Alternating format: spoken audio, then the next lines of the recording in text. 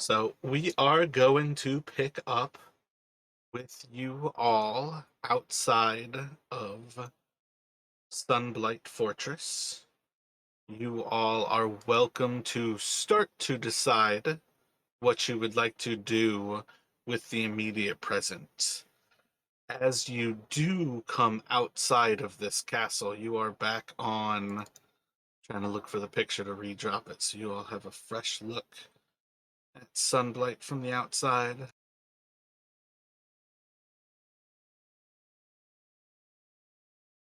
So just dropped inside of Discord there.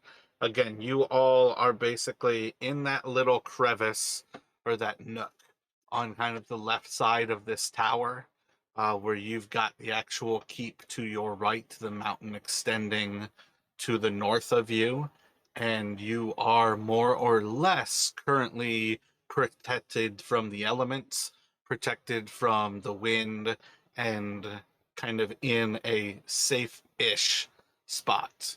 There are stairs that kind of lead up to this area, but more or less you, like the actual Durgar, have a full view of the valley that is approaching into this point. So while you are outside of the keep, you are not necessarily enemies and you are not necessarily friends. It's up to you whether you want to shelter down here where you have a little bit of protection of the actual fortress, move away so you're like not in view of it, like towards the base. You would still be kind of accepting most of the protection of it, but you all kind of have those thoughts ahead of you.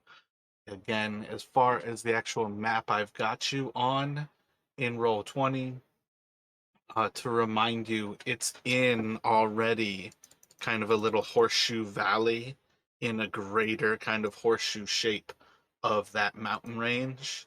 So you guys kind of have these choices as to what you are looking to do with your immediate uh, present moment as you are kind of kicked out of Sunblight Fortress. Oh, that was rude.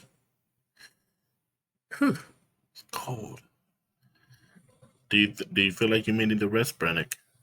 I know I could use a little rest right now.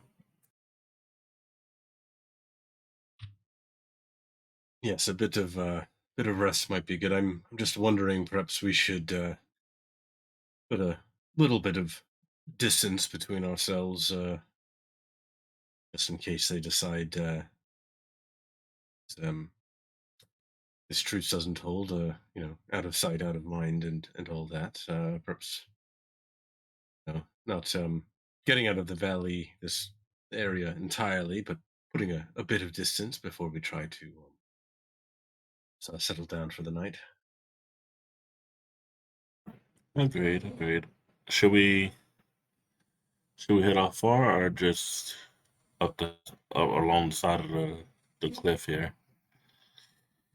Because if we while we're over here, we can definitely use this area a little bit to protect from the wind. Because if we go too far, we'll be caught up in the wind.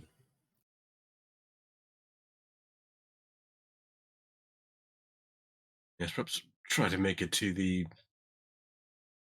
near the edge of this little kind of not enclosure, but All right, all right. And Felix starts to walk down the steps towards the edge of the enclosure to put a little distance between the keep and her, along with Brad. Mara, are we supposed to be on the map? I'm still seeing the main like 10 towns map. I don't have a particular map for Roll20 like set up for this one. This is like the outside of that keep, so it's more or less up to you all. Part of why I wanted to keep it right now on that kind of group mapping there is for you to have an idea of the mountain range that you are inside of, in case you all cared to describe what you were looking for via the mountain range. But my next question was actually what you guys were thinking by the enclosure. I'm not entirely sure. Right, like we can see the enclosure and everything, but actually, quick question: with where we're at from the keep, are we able to see the little wooded forest area down at the bottom, or is that too far? Like, how far are we from that if we can see it? So I think like that forest area is already about, I think, like 10 miles on this map. As far as that walk goes, let me bring up the scale again. But I am pretty sure that is a pretty hefty walk there. This map doesn't have the scale. I've got so many versions of this map and none of them have the scale. I know one of them has it. I just have to figure out which one. Yeah, roll 20 scaling sometimes just it goes wild sometimes. I was trying to work with it with one of my other maps, and it just went everywhere and made two different sides of the same map, and I was like, how did you do this? All right, so maybe it's like 7.5 or so miles to that area. But again, like I don't think you would necessarily have a view of that forest, but that also is far from meaning that you all wouldn't know that the forest is there. But again, part of what I wanted to ask was what do you all actually mean by the enclosure? Like, are you talking about this little valley that you are in particular in, or are you thinking like something else? Yeah, no, that's more what I meant. Enclosure was the wrong word. Yeah, I guess Brannick's almost thinking like kind of if we can move far enough along, if I recall, it was a very narrow kind of approach to the fortress itself. Essentially, you know, um, going far enough that we can no longer see like the lights coming from the windows. Gotcha. Um, So the way I have that like drawn again on this map, I guess I should have actually blown this up for how I wanted to start this. That is my apologies. That black U or the black valley that I have drawn in, that's where Sunblight Fortress is, like in that tiny one. The two blue, almost like wings or U's, are like the next valleys over, and then the two pink ones are like not necessarily a new mountain range, but those are like the next set of kind of um valleys that you could go into. So those are like the immediate kind of five in front of you. I think the way we described it, you all basically like came in roughly like that.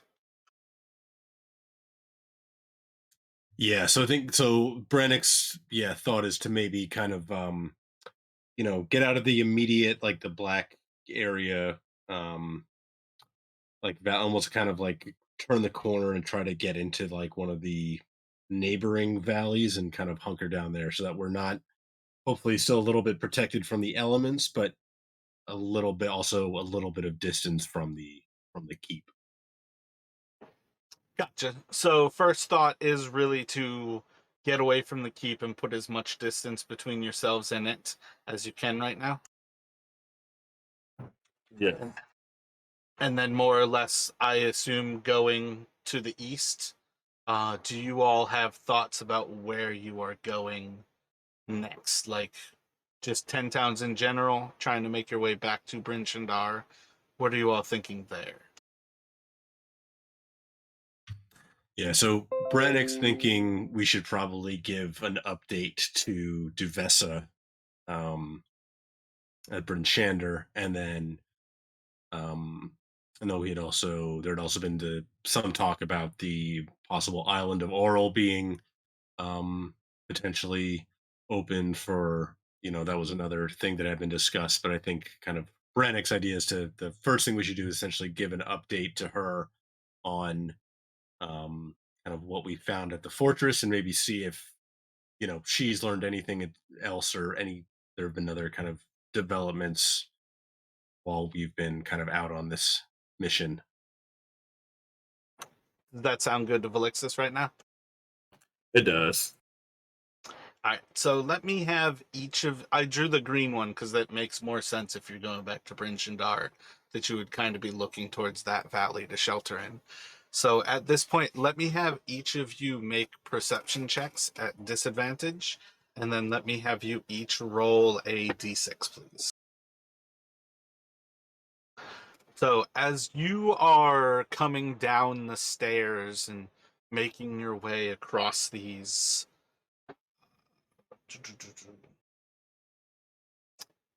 hatchback is the wrong word, but that's what comes to mind. Switchbacks to make your way down the mountainside. Velixis is going to be the first of you to notice that there seems to be some actual stonework that has been destroyed and like dislodged from above.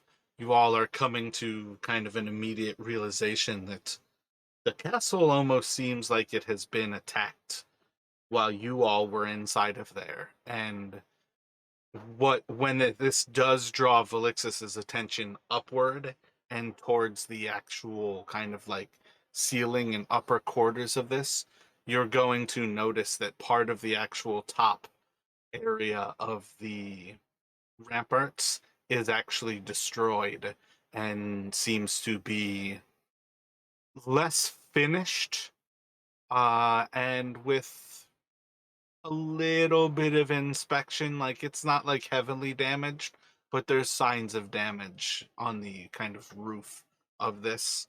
And then you guys are going to notice more and more stones from like the mountain itself as well above you as you are climbing down.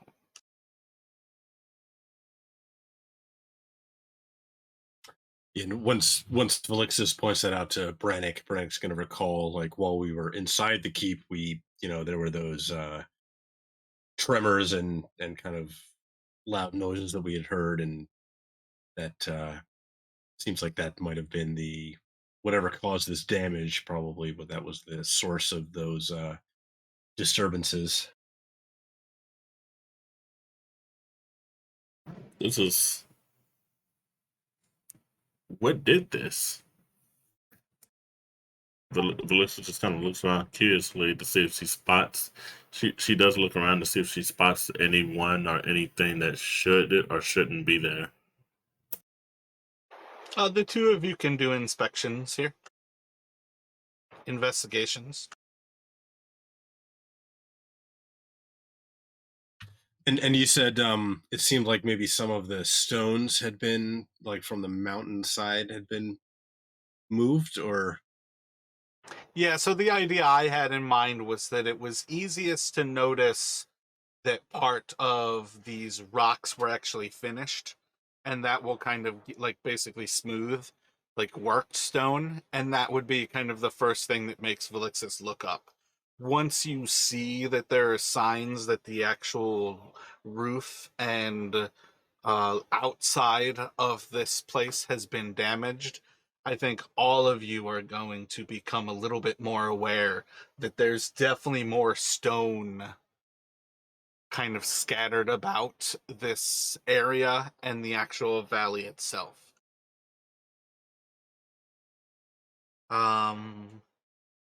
Yeah, so I think once you two start looking over things, Velixis is probably the most likely to pick up on this, but this seems like some sort of dragon has been clawing at the stone, as if this place has been recently attacked by a dragon.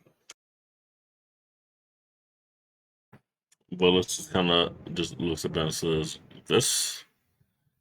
As she's looking around at the stone and the damage marks and everything, this is the work of a dragon.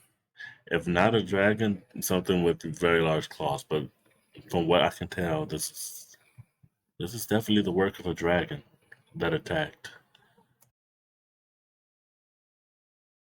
As to why it attacked, I'm not sure.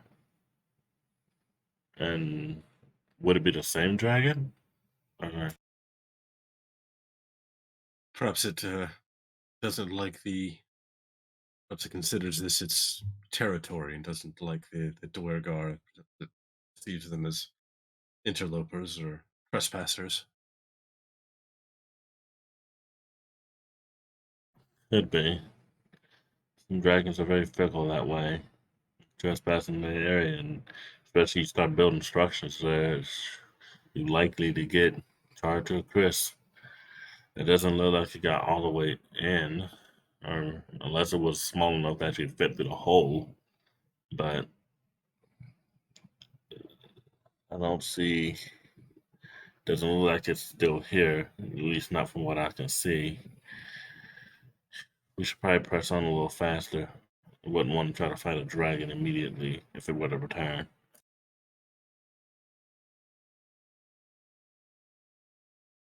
Yeah, so perhaps there was something inside that dragon wanted. I don't know, but I agree it would be best not to run into it ourselves. Perhaps we should, as you say, press on a bit further. Alright, so for lessons and but we pressed on further to work along this cliff, past the rubble. We should stay closer to the rock though, just in case. Don't want to be out here. Don't want to be out in the open for anyone or anything to see us.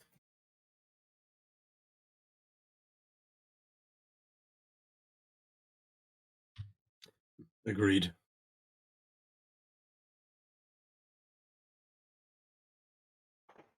Let me have the two of you roll a survival, please.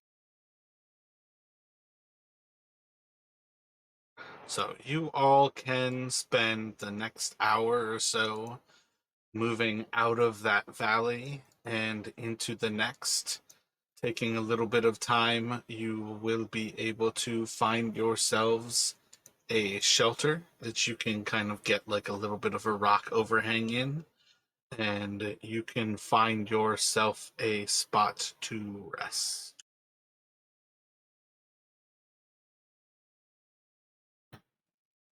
But it just looks at balance. Looks in point side. It looks like there's a overhang rock over here that we can rest under.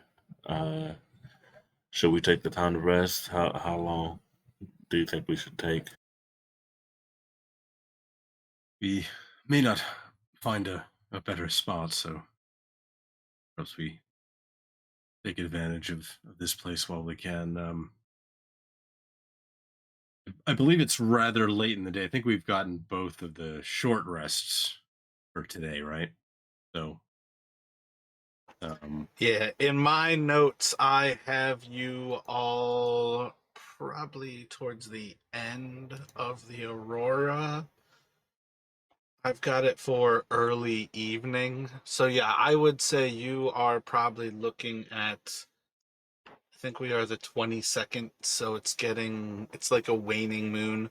You're probably having the potential to see the first signs of the moon in the sky. It's probably still low towards the eastern horizon, but you all would have a pretty solid sense that it is getting late in this day. As far as that goes, though, you also know that really means it's really closer to like 10ish maybe. right, yeah. So Brannick suggests maybe we just try to hunker down here for the night and you know get a start again. And he's gonna kind of looking around, trying to see if there's any way for them to try and camouflage their spot. Or like I know I think they'd taken some of the hides from the frost giant. If they can try and use those, essentially almost set up like a windbreak, try to keep out some of the elements, like in addition to whatever protection the overhang itself is offering. But he's thinking like we might not find a better spot, so I guess we kind of take our chances and try to rest for the night here. Agreed. And we can definitely use that hide um to protect from some of the wind. Um, do we have a lot of it? We can probably use it for a little bit of it for warmth as well. Yeah, I mean, you guys are good in your cold weather clothing. This is the type of place you're probably never feeling warm, but in the long run, you have you have enough to survive in your cold weather clothing. Got it. All right, then yeah, we could use that to break, just to like help break some of the wind while we just lay here. Um, if you want, if Brendan, if you want to go ahead and sleep, I can take the first watch. Appreciated, Velixis. Be sure to wake me. I'll take the watch after yours. All right. So the little relationship kind of makes a little, uh, finds a nice little spot or a rock to sit on top of while Brendan gets some sleep. Um, she's looking through her pack, and as she's looking through her pack, she's viewing the items she has to see if she has any ink for her spells, and she realized she didn't have any just yet. So she's trying to figure out and go over some of her spells, and to see what other spells she can learn in the near future that might be useful to them.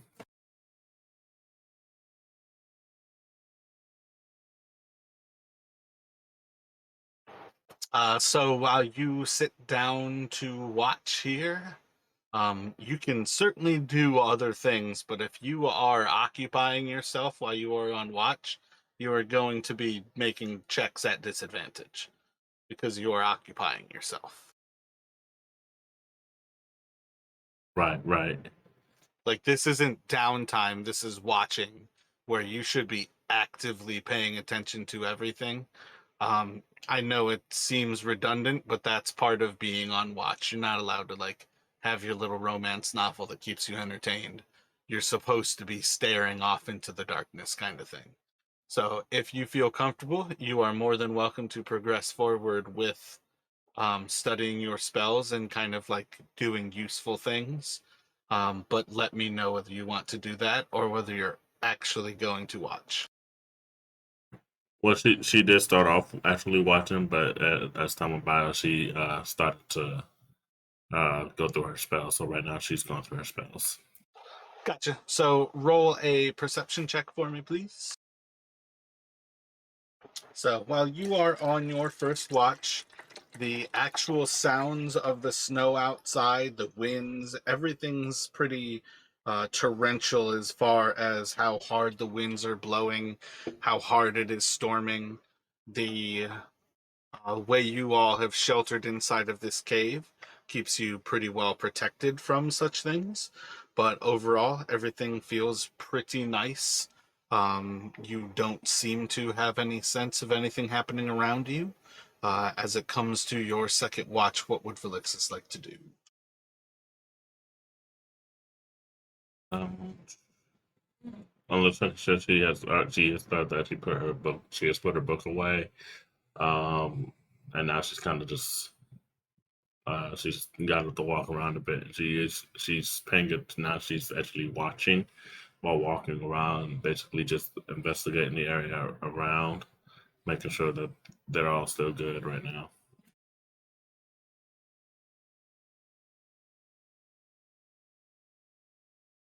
So, are you actually leaving this little bit of a cave?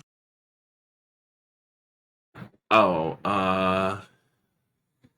yeah, like she steps outside a little bit just to look around. So yeah, she does leave the cave for like a little bit. She steps outside, basically walking around in front of the cave entrance to inspect around the area to make sure. Gotcha. Roll another perception check, please. So, the storm is going to stay pretty consistent.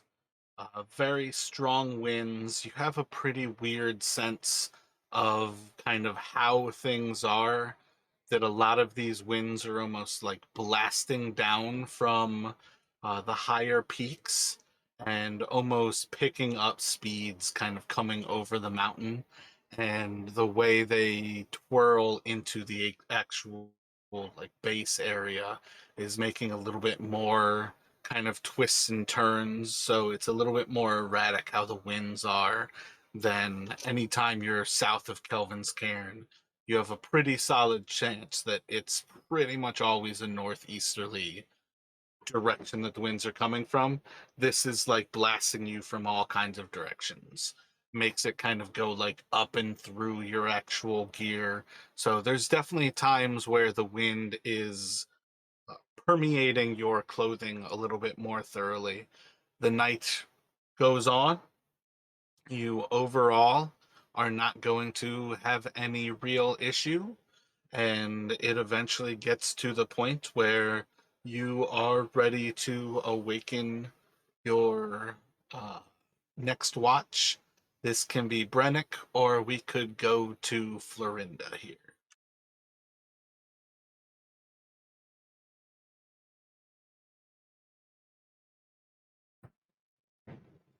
Um.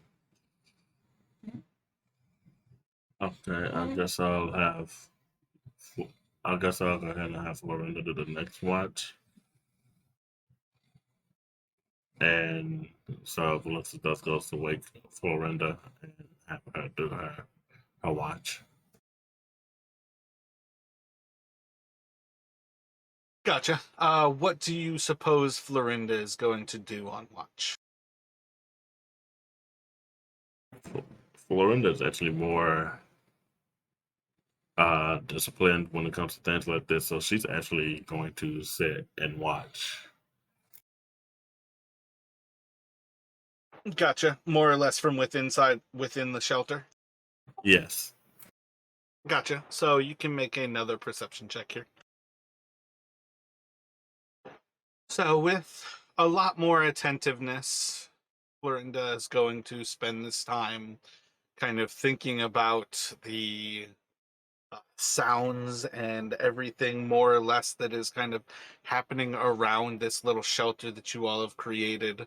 There's certainly a lot of things that are effectively spooking Florinda and giving her a little bit more of that like endocrine system, like your survival, flight or fight, kind of keeping her energy up as she is on watch here.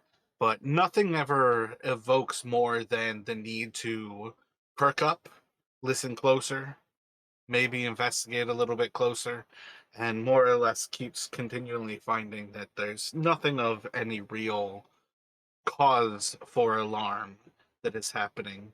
And as time goes on, first hour or so is going to pass by, and same idea. Is Florinda still just keeping watch inside this little shelter?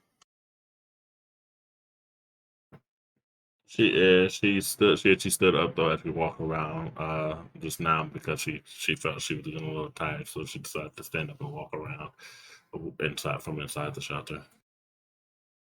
Gotcha. So pacing inside, kind of just to keep like her legs moving and whatnot. Yeah. Excellent. If you can do another perception check for me. Excellent. So, while you are on, or while Florinda is on watch for this little bit of time, you are going to kind of keep the same idea with a little bit of movement for your legs, keeping yourself a little bit warmer as you are getting a little bit deeper into this night. After some time of kind of checking up on these different little things where nothing seems to be of any necessary importance, nothing seems to be startling or going a little bit too far than like the actual kind of spookiness of just being alone at night.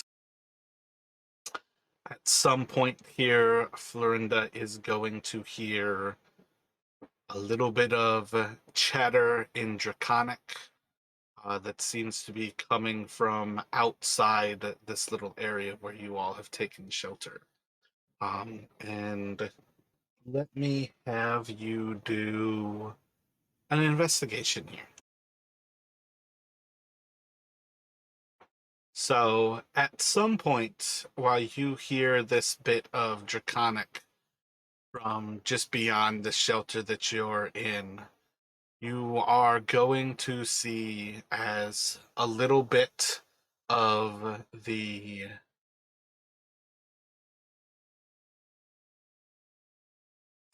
I think you'll hear first, actually. I think when you actually move up a little bit closer to kind of like let your ear really sink into what you are hearing, it almost like makes you wonder at first, like, am I just making this into the wind? Am I actually hearing something here? It just kind of spooks Florinda at first, and you spend a few more moments kind of focusing in on it, and you're kind of going to hear in a rough draconic, effectively like a little bit of an order here to uh, hold the dogs. I'm going to go introduce myself. And as you're kind of listening, it is broken up by there's still torrential winds outside. There's still a blizzard going on in this, but that's kind of like what you're able to pick up. I think you can probably make out that it is a female, and it's not somebody who's necessarily like a native draconic speaker so much as this is a human who's speaking draconic. But within a few moments, as you are kind of investigating like this a little bit closer, you're going to see as one of the furs is going to kind of move to the side a little bit, and you're going to see a little white owl kind of fly into this area. And with the owl flying in, you're going to notice that there's a blue incorporeal hand that's kind of holding up uh, the actual fur there, and is kind of pulling it to the side. What are you thinking as this initial instance where you are going to see this little blue spectral hand and a little white owl fly into this little area you guys are in? Florinda goes and wakes up Brennick and Valixis, so that they're out and lets them know what's going on. So Brannick would be coming to very groggily, kind of very not really sure kind of what's going on. He'd be looking at Florinda and kind of, what is it? Very kind of not quite, still somewhat out of it as he's kind of trying to come to. Give me one moment here, actually. Oh, sure.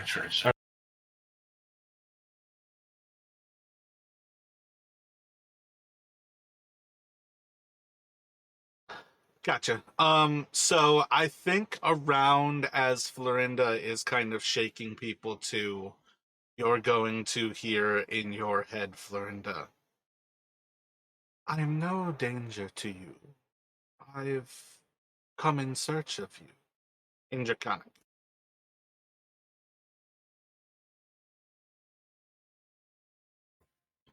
And she said, and as this is happening, she's responding back to it. She said, "Who is this? And are you actually searching for me or all of us?" So, Brennick, you are being awoken by Florinda shaking you, saying, who's this? And are you coming for me or all of us? Okay. Are you all right? She kind of And right after you say that, you're going to hear in your head, Brennick, I have been searching for all of you. I had hoped to find you. And that would be in common.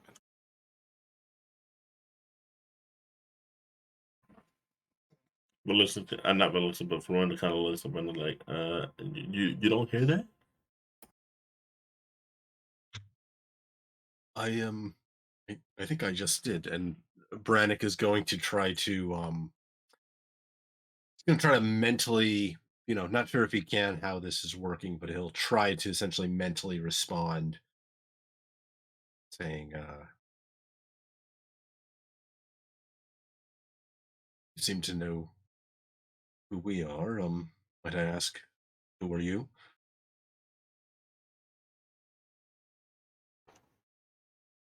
You're just going to see as the owl kind of like hops a little bit to the side. It's going to kind of extend its wings out. And yeah, owls make whoos. And it's going to kind of like whoo a little bit. Whoo hoo kind of thing to like get your attention. And then you are going to hear in your ear again. My name is Velene Harple. I hear you have been searching for me.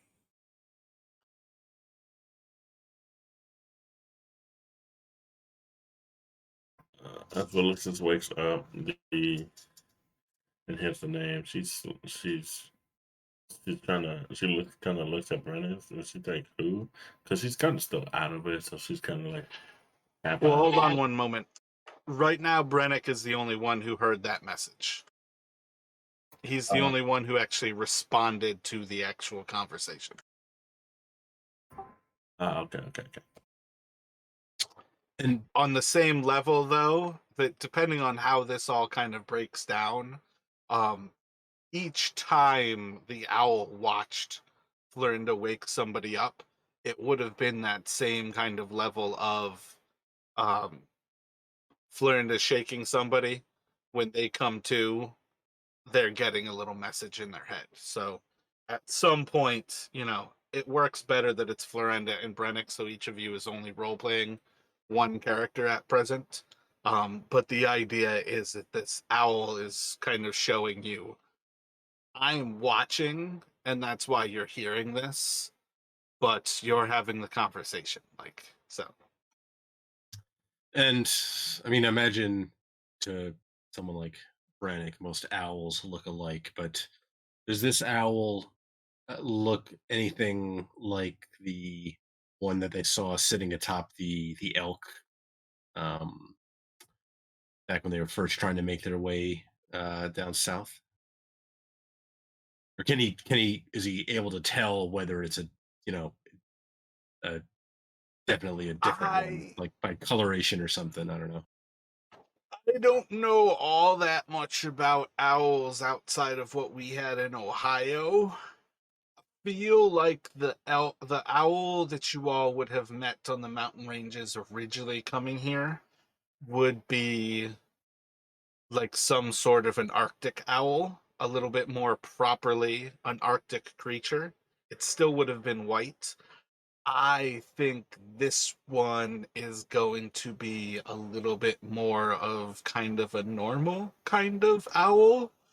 I only really remember, I feel like there were like big owls that are almost like the size of your bicep, and like little owls that are almost like the size of your fist.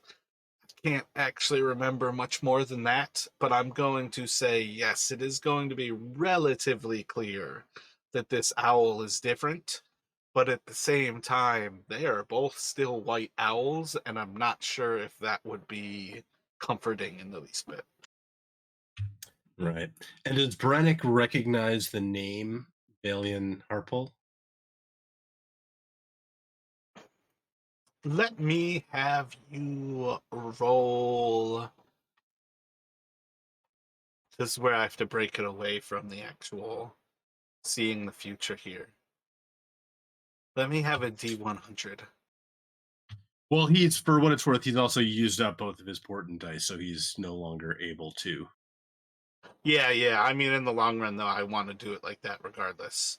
So when you hear the name of Velene Harple, this is going to be the first time that you hear the voice of Zazan within your head, as he kind of almost in a pompous kind of way is going to kind of like scoff, and you're just going to hear the talentless hack.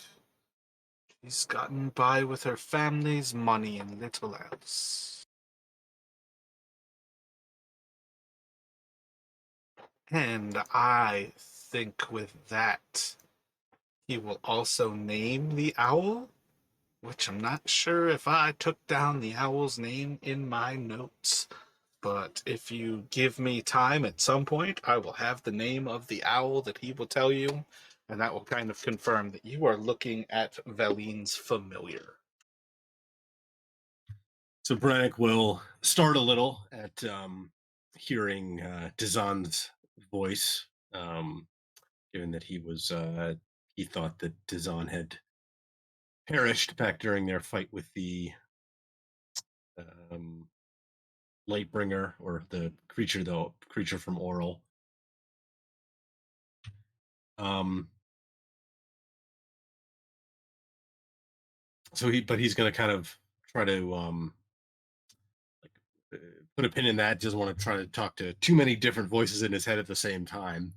Um, so he's going to kind of glance over, looking over to Florinda, and then towards the and then towards the owl, and then back towards Florinda. Perhaps we should see what this alien wants. I don't get the sense she's a threat. Florenda kind of just nods like, yeah, we should. But what did you hear something else? 'Cause after the initial outcome for all of you, I didn't hear anything. Them say anything else. Did you just have a whole conversation with them? Just a bit of another strange introduction.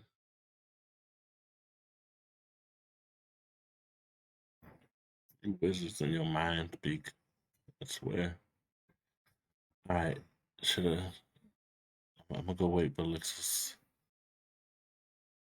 All right, and Florinda just kind of goes over to wake Alexis up from her sleep to let her know what's happening as well. Fill her in.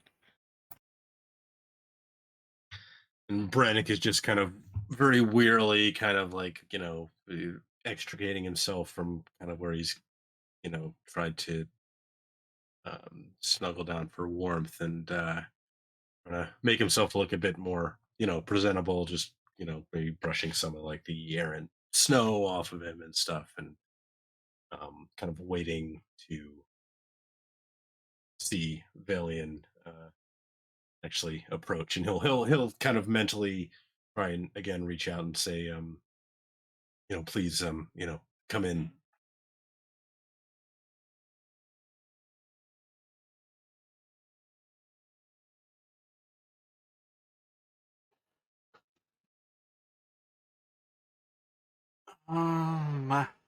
Only mentally?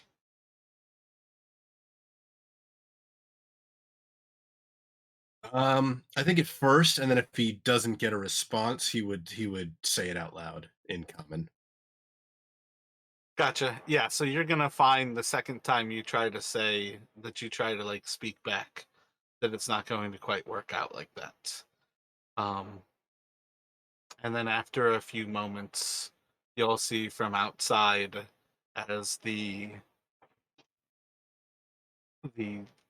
furs kind of move to the side, and you're going to hear from outside the same voice kind of yelling over the snow and the wind.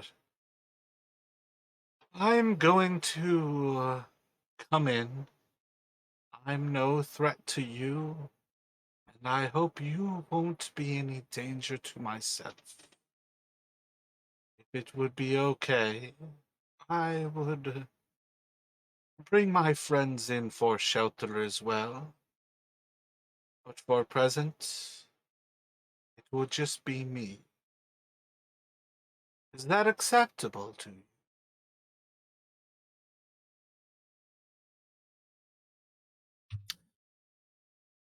So Brannick will look towards uh Florinda, and I guess Felixis, if she's now woken, Felixis as well, and kind of like raises eyebrows at a question before he responds. Uh, Florinda's still waiting for Alexis. She kind of just nods. Go ahead. because so that we can see who this is. And she kind of lifts Alexis up to her feet because Alexis is just like trying not to wake up. So Brannick will kind of turn back towards the sort of makeshift tent flap and kind of nod, and he'll say, "Yes, that will be fine."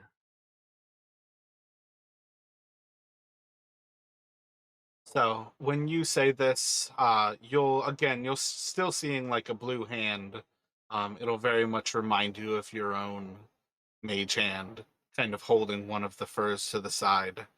And the first thing that you're going to see as something kind of like covers the opposite side of it is kind of a big, like fluffy, kind of brown, furry hood, kind of like drop downward, and kind of covering the initial part of that opening. Before you see someone in cold weather, kind of white, grayish clothes, kind of step forward. And as the hood kind of comes back when they step into this bit of shelter, they're going to stand up a little bit straighter and standing right at this actual entrance area with the back more or less still open, holding those furs to the side. And as they drop their hood, you're going to see that there's a gray-haired woman, almost dark white hair, standing before you with a eye patch across her right eye, and she's kind of just standing there with her hands inside of mittens, but just kind of crossed over each other, just in front of her chest, kind of like almost just above her like belly button, like above her navel. She kind of has her hands just standing there, almost as if she's leaning on something, but there's nothing seemingly in her hands. And she's going to approach and kind of stand more or less upright here. The owl kind of flicks up and flies over to her shoulder before she's going to, with a like little bow, almost like 10 or so percent of her height as she kind of like bows down. It's good to finally meet you all. I'm Velene Harpel, and I believe we have been long overdue.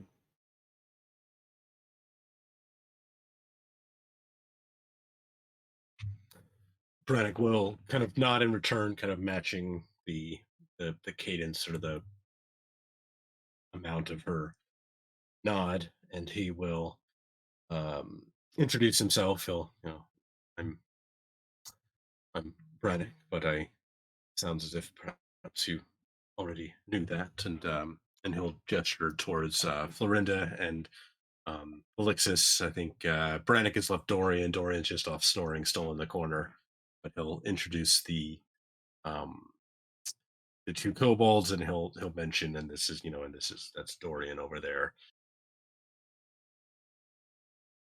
Alexis kind of finally fully awoken. She kind of looks around the room and as she notices everyone, what's going on, she stands up quickly and kind of groggy. She kind of caught the name Velene. She says, "How did she?" The first thing out of her mouth is, "How did you know we were here?"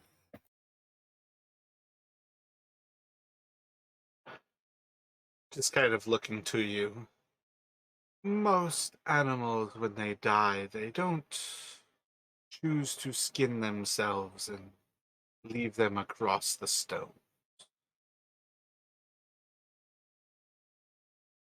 Oops. I've been searching for you all for quite some time. I understand your kobolds are friends to you. I have some that serve me. Is that problematic for you? But it just kind of face kind of darkens a little bit. Are they serving willingly, or is this forced? Let's go for yes. And she's just going to have a wry little smile on her face.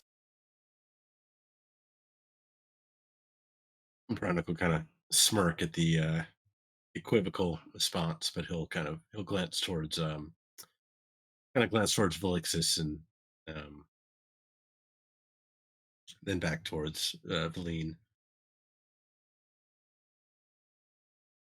I'd say they're welcome to join what little comfort or little encampment might offer from the wind and the snow outside.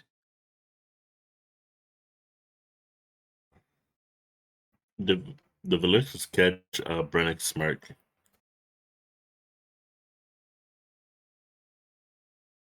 I mean, overall, that's up to you all. I would say you're more than likely not really focused on Brennick in a situation like this, but that's kind of up to you. Yeah, probably not. She's still kind of, Alexis is staring at Velene and it's like, what you said yes. Yes, that they're serving willingly, or yes, that you're forcing them.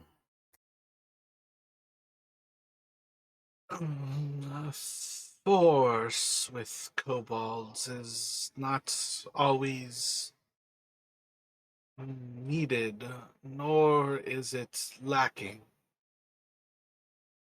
Power resonates with your kind and satisfies both cases. They're not all slaves.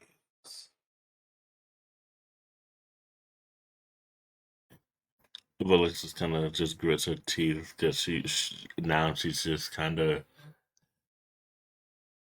irritated with this person, but at the same time, she knows that right now she can't really fight. So, fine, go ahead and bring them in quickly. It's cold out. I mean no offense to you. I am very sorry. I just wanted to be clear that I understand that you two are unique among very many more. And these are not the same as yourselves. But she's going to take a few moments here and kind of call out a couple of names as you are going to see four kobolds kind of make their way inside right behind her. And she's just going to kind of point to a little spot towards this entrance. And they're all just going to more or less kind of huddle down. She'll pull out like a little bit of food to kind of like throw them like a raw chunk of meat. And then she's going to walk a little bit closer. Let me get a perception check from the two of you here. So while she brings in these other kobolds, it's going to be clear that there are still other things outside. But as far as it goes, you're pretty much going to pick up that she has a couple of like sled teams outside. You can hear like canines. Other than that, it seems like she's got her little companions. They seem kind of happy towards the front of this bit of a shelter, and she's going to approach a little bit closer to you all, still with the owl on her shoulder. Doing a little bit more of traditional introductions here with everybody actually awake, no longer kind of contacting you in your minds. Um, she'll eventually kind of get to the point where she's more or less sitting. Do you all have a fire here? I don't think we ever put one up. I think we kind of just used what we had to hunker down and sleep. Yeah, I don't know if we would have been thinking about gathering up like firewood or anything to make a fire. So I think we probably would have been more essentially depending on the um like the furs to keep the wind and stuff out. I don't know Gotcha. if we actually have anything to make a fire with, so probably just a cold camp. So when she sits down to you all, She's going to kind of like look around and kind of see things. And you seem to be in a little bit more dire straits than I had expected to find you. At least your reputation says you can handle a lot more. I was hoping that I could assist you and we could begin working towards a friendly solution.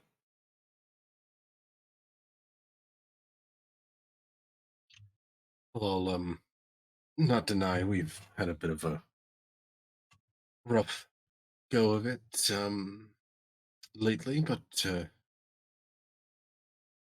we know how to take care of ourselves. And quite frankly, the last person we made a deal with didn't keep their word per se. So how do we know you're going to keep yours if we decide to strike any kind of deal or bargain with you? If you have to make a bargain with someone, you probably should not trust them to keep their word. Do you make bargains with this human? And they're going to look from the two kobolds towards Brennick and towards, well, realistically, the humans of Dorian, Jinbao, and Brennick. But, like, in the long run, she's kind of going to, like, bring up this idea, like, when you can trust somebody, you don't have to make a bargain with them. Agreed. And since we kind of really don't know you and you really don't know us, this is a situation where if you are willing to work, if we are trying to work together, then I guess I should reword my question. How do I know that we can trust you or that you won't simply just stab us in the back?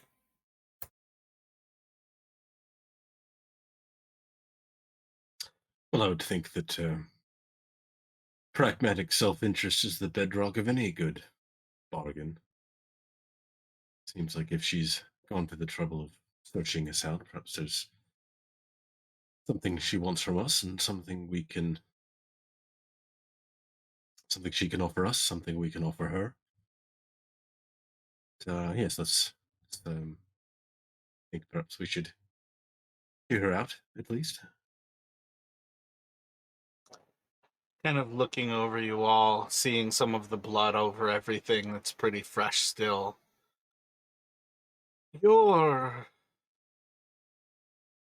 doing quite well at handling everything that you've been coming in contact with. If I was a danger to you,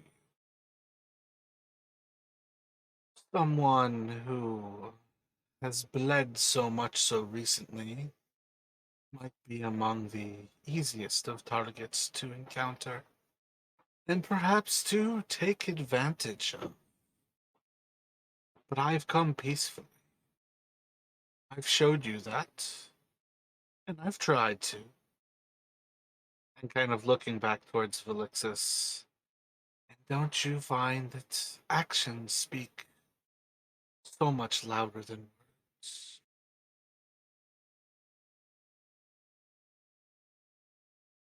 Well, it's a kind of just takes a deep breath. Fine. What is it that you've come for? That you seek our help for?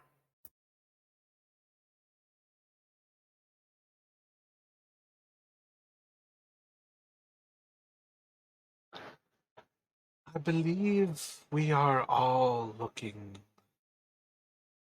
for the same place. I understand most recently you've come here looking for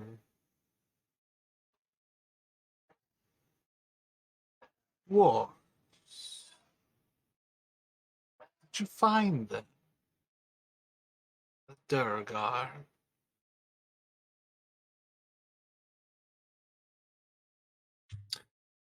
We did. A few of them gave us some of these the nasty wounds you see here. They've bitten off a bit more than we could chew, but I think we, in the end, came to a decent conclusion with the ones we found. Rather long story in the particulars. Suffice to say, I think they'll be bothering us again. Us or the people of 10 towns. Ah, yes. You're fascinated with 10 towns. You care very much for them, or are you prepared to abandon them for more interesting settlements? Those of the Netheril, Yithrin? She's going to overlook, kind of like looking at both of you to see how you react to those two words.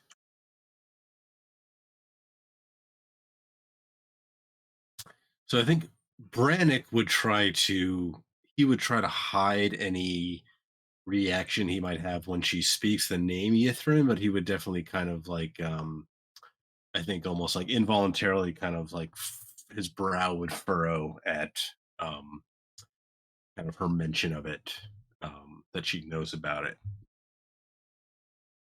Gotcha. Make a deception for me. How about with Velixis? I'm gonna give her the same reaction I just had. Um, she kind of, while she's hearing the name say this, she kind of tries to hide the fact that her eye just twitched at the mention of the name. The same reason, like, how did you know? Why do you know those names? Gotcha. Do the same. Do a deception. Them low rolls. And how are you both reacting when she kind of asks about your fascination with 10 towns? Are you what are you kind of responding to that? Well, I don't like leaving people in the cold, and quite frankly, the home isn't mine. But I'm not willing to just up and abandon people unless they deserve it. Bit of a well, any port in a storm, as they say. I was rather under the impression that the 10 towns was the only civilization up here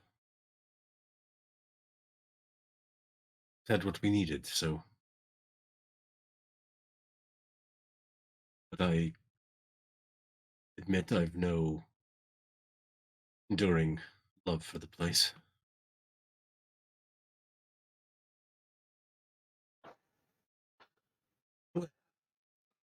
Perhaps fortune favors us, and perhaps it won't be overly distracting either.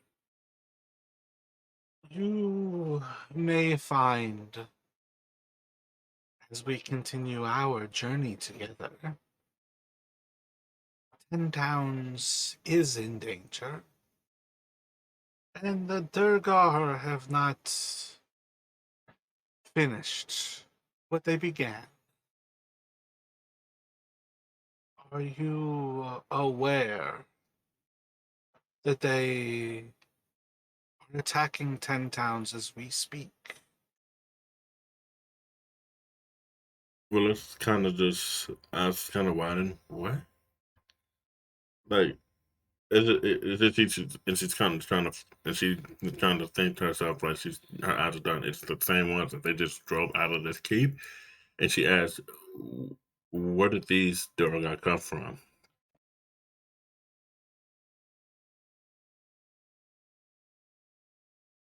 I following on what Felix is saying, kind of Brannick will kind of his eyebrows will raise at that, and he'll say like, we'd heard there, we knew there were rumblings, but first I've heard of any sort of coordinated attacks on the towns. So you'll see as her kind of like wry little smile kind of perks a little bit more, and she's kind of going to push forward and move the conversation back towards Yithrin. You can kind of gain a sense for she's toying to see, and this also gives you a sense of kind of like this is her offer and what she wants. So there's kind of that sense with like you saw through both of you trying to like shy away from the words Netheril and Yithrin of the actual city. And she's going to kind of, well, to move closer to the city lost under the glacier, we have to treat with this goddess Aro. It would seem that her island is of the utmost importance, and we must move forward with a way to get underneath the ice that has buried the city. And since the 10 towners don't matter, we can move forward with that. And she's not even going to really let that sit on the air for too long before you just hear like a little bit of a cackle from her as she's, I kid. If you care so much about 10 towns, you should know that the Durgar have begun their attacks. I saw a dragon flying that way not more than a few hours earlier today. And I think you may have found the fortress less occupied as they were preparing for the assault on their actual target.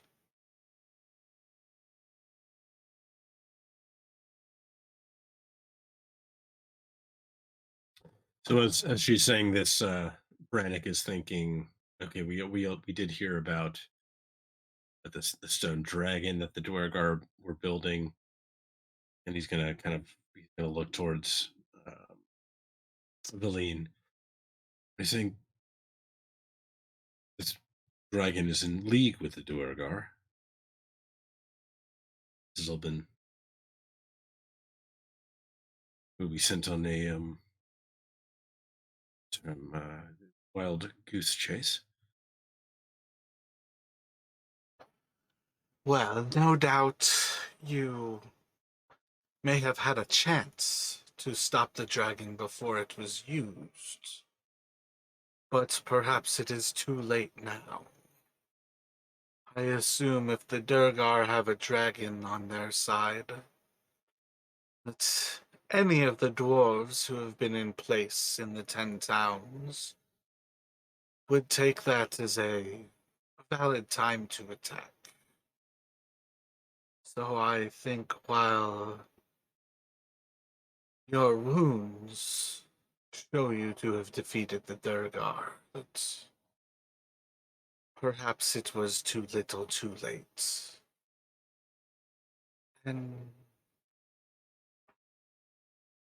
damn, I can't think of the little gander. There's a gander saying that's on the tip of my mind. But basically, she's going to kind of finish up with a little smart ass comment that, yeah, maybe you guys raided a base that was empty.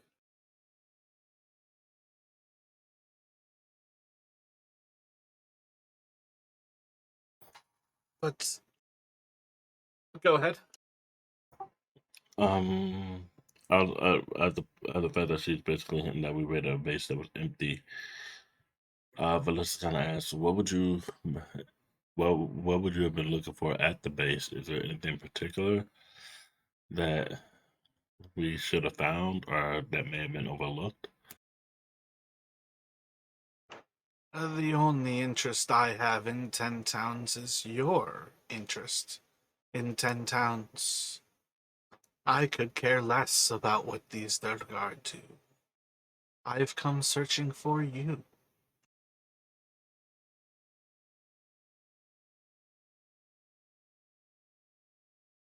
If what you say is true, I'll grieve for the people of Ten Towns. But if the dwellers of a dragon with them, I'll not.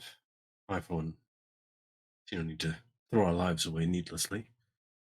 We should, you have some better plan. I for one, would like to hear it. You see, again, Brannick is kind of trying to give off the idea that he's like empathetic and sympathetic to like the plight of maybe the 10 towns that is, kind of being discussed, but he's trying to essentially hide how kind of like cold and like pragmatic he's actually being. More for like Jin Bao and Alexis's kind of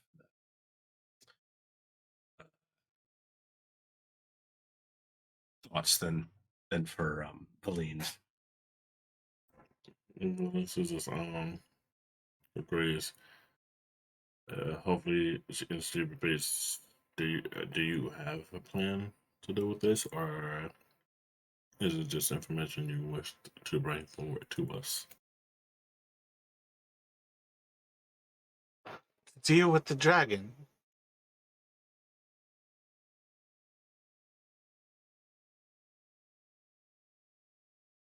Yes, to deal with the dragon rather than just, obviously, if we were to try to go, just run up to it and start attacking, it probably more than likely would not go over well at all.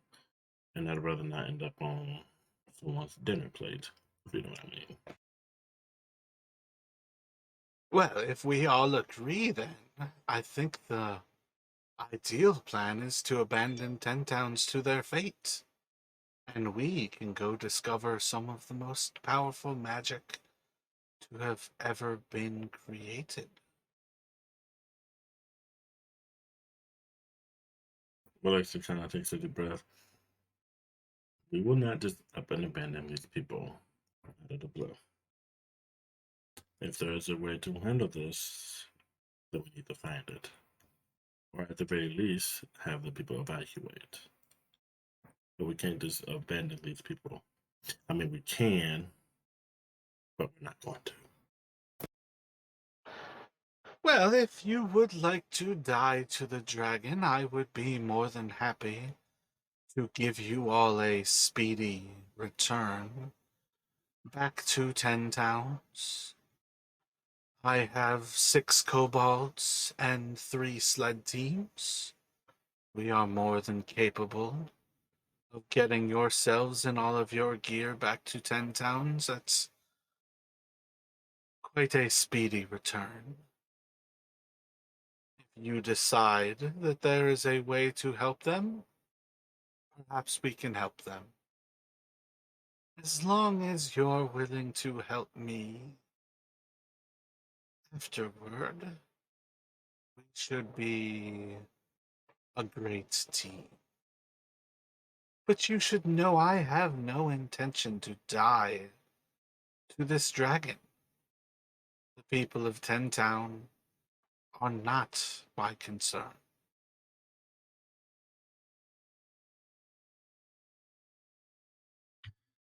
Brannick's going to kind of turn towards Velixis, and he'll be like, if what Velene here says is true, it sounds as if the die has already been cast for 10 towns. I'm not sure what our attempted aid would accomplish. Again, trying to kind of seem more conflicted about the choice than he actually is. Village says, look, I understand that, but a lot of those people are innocent and a lot of those children are innocent.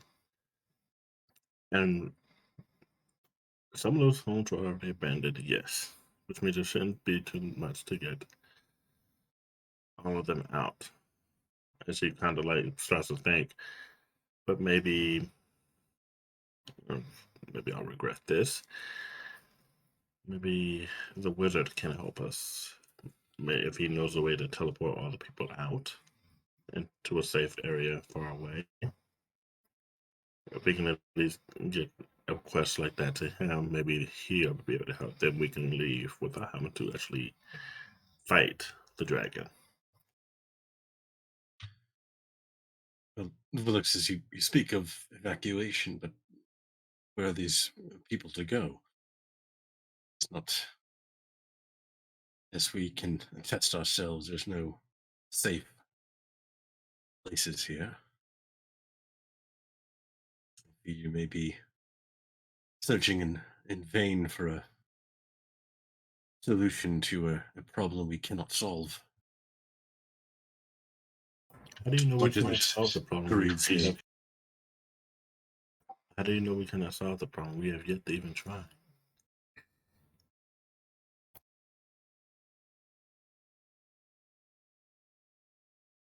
And if in trying we die, what does that accomplish?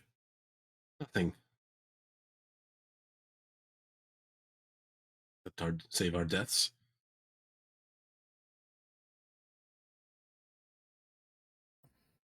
Well, it's kind of just rolls her eyes. So y'all just sit on abandoning the town then. And she kind of looks back between Brannick and Velene. Were there some way we could help them, perhaps the calculation would be different, but simply fail to see what aid we can actually bring the poor people of 10 towns. If we go with Velene, on the other hand, perhaps there is a chance we find some tool, some weapon that could actually aid them. But until that time, the 10 towners will need to survive on their own as best they can.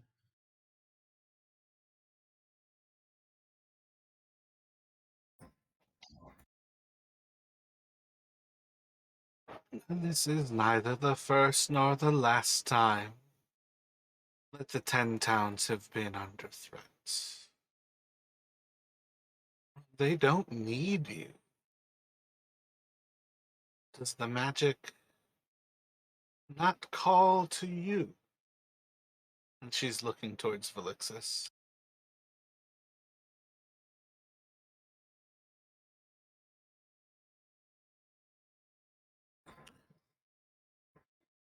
Yes, magic calls, but that does not mean that I can consciously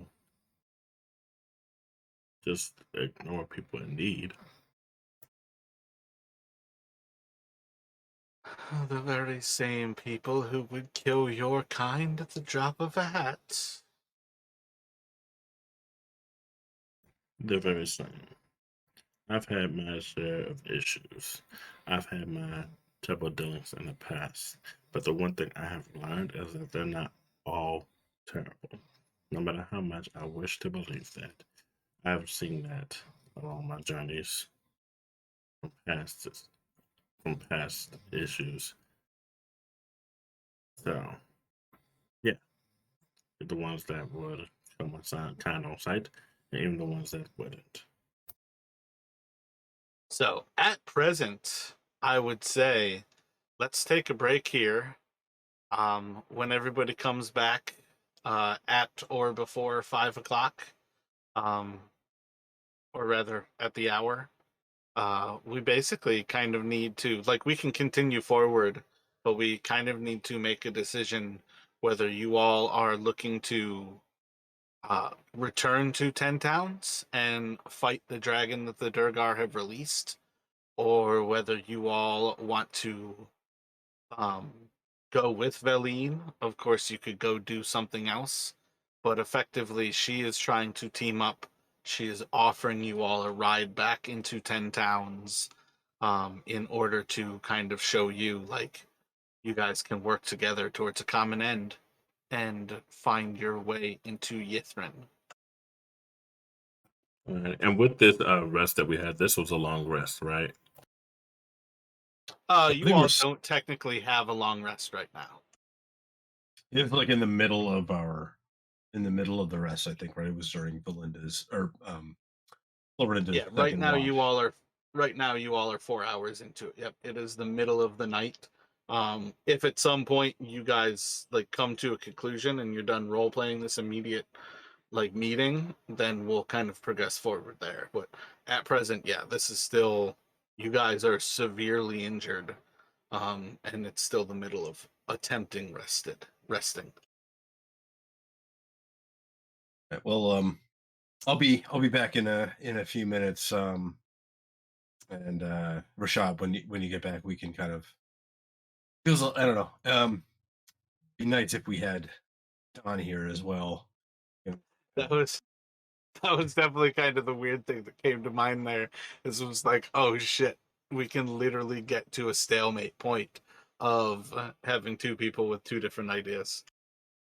And But that I shit also, actually happened. oh sorry, go ahead, Rashad. Didn't mean to interrupt. Just saying that actually happened because I know Felixus wants to save the people, and Brennick's like, their die's already cast. Yeah, I do have an idea because I think Brannick and Velixis in character definitely have you know divergent views. Um, but I think I have an idea of how we could go for it. And I'm trying to think of what I think Don as Jin Bao would. I think he would more likely to be siding with Felixis. Um, just get based on kind of how he's played Jin Bao before. Um, but yeah, so we can maybe discuss a little bit, like kind of on the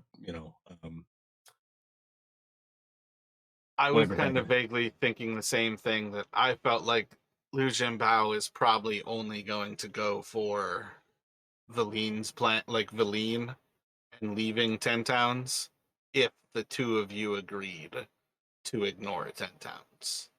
I did not get the impression that he was just going to be maybe that quick to abandon them. But it also comes down to the idea of also, I don't think Brennick has a bad idea in mind to say, what are we going to do against the dragon? Because that is another thing for you all to keep in mind is, and I also feel like it should not be something that Velixis is quick to ignore. Dragons are your gods. Like, you are a kobold. You should not be quick to kind of like stand up and tell a dragon to stop, kind of thing. Like, there should be some level of role playing this recognition that a dragon is a dragon. Um, but yeah, I think that's definitely where you all kind of have to be, and I definitely understand if Felixis is torn, if Brennick is torn, and we can kind of go for it. We can see how far we can push things without making the solid decision before Don gets back. All right. Yep, sounds good. I'll be back in a few. So what do you have in mind as like the compromise idea kind of thing? So out of character, me the player, I'm fine with either decision. Um, in terms of going back and trying to save the 10 towns or going with Velene. And let me know if this is kind of wildly out of line or not really going to work. But I think Brannick would kind of he would dig his heels in. He's not throwing his life away for the people of 10 towns. or what he views as throwing his life away, I should say. So, but wanting to, not, insist on that, choice if, because I feel like we said, like kind of Jinbao um would also be, you know, um more towards going back to 10 towns. So if that's kind of what the party decides, I could essentially, assuming that Velene is not going to join us, going back to the 10 towns, I can essentially, retire Brennick and either use Dorian, turn Dorian into a full character because he, as a bard, I think he'd be, and kind of I think of him as more like a kind of the Scalds type of bard. He'd be like all about like the glorious death and the tales and stuff. So he'd be good to go back with them. Or I could bring Carveth back, who's been kind of just hanging around in Goodmead as the town speaker, and he's kind of gotten comfortable, and he doesn't think he's got another way out, and he could essentially join up with the party and like try to help them. um I don't know, those are just kind of the thoughts that were kind of swirling around in my head. So Gotcha. So one thing I had in mind was also I was looking for the actual quote from her, um, because she's not like super opposed to joining you all. I feel like one of the things that would actually be coming up is like the very nature of Alexis being a little bit hesitant already. She'd be willing to try to prove herself a little bit more, kind of leaning into Valixis there. So I have a feeling we can probably solve this without having you necessarily switch characters, unless you think Brennick is vehemently against going up against the dragon. Um, but that's kind of the thing that I would kind of like look to is I don't think it's outside of playing Brennick that he does not want to fight the dragon. Because there's not really a positive reason to fighting the dragon other than like helping 10 towns. It's not like you're fighting a dragon to get its horde. It's not like you're trying to do it for this. You're doing it for the people of 10 towns. And I feel like, yeah, that's definitely Brennick's like boat where it's just like, yeah, why? yeah, I mean, if Feline did decide to go with them, then maybe Brannick, just because he doesn't want to be kind of off entirely on his own, might essentially very reluctantly go along with them. Um, Yeah, I feel like that's where if you can find the inspiration of why Brennick would stick with them, I think that's what we would end up going for. Because again, like Rashad's back, so we can kind of hop back into things right now already. But as far as things go, um, I think there's enough reason that she would try to go with Valixis to help 10 towns. I do agree that I think Don and Lucian Bao would help 10 towns. So it is pretty much, I think, at this point, trying to find a reason that Brennick would not be effectively like looking for the magical out towards cowardice. yeah, yeah. So Rashad, what do you think? With Alexis being a cobalt, one thing I know, one thing she's probably going to try to do, because she's not wanting to fight the dragon, but she does want to get her people out. She'll probably try to confront the dragon and speak to it to see if it'd be willing to leave 10 towns.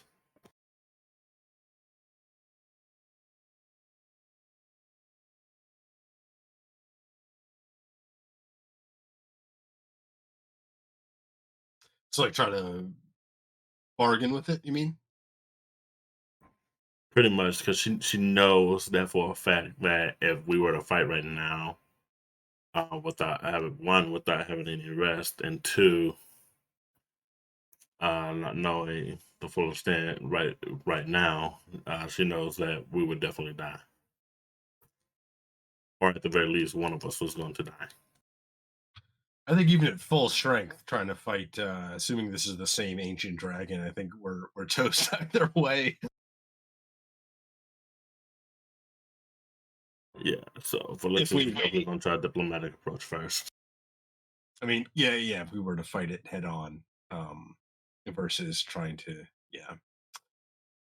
But yeah, I think yeah, Brannick would, if Velene would, if she decides to, you know, uh, go back towards the 10 towns with Felixis and Jinbao, I think Brannick would kind of, like I said, reluctantly tag along. He doesn't want to be left out here on his own. So,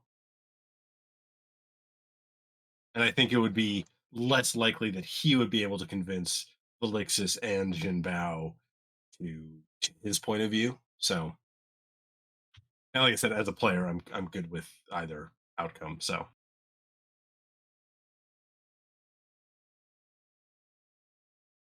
So I think kind of the moment that we would have left off is kind of with a little bit of this conversation going between you all. You're going to see the little bit of change in Velene as she kind of looks towards Felixis and, well, if trust in action is what you will require to find that we are indeed on the same side of finding Yithrin, I believe you will find that trust in my assistance, battling this dragon and saving your peoples of 10 towns.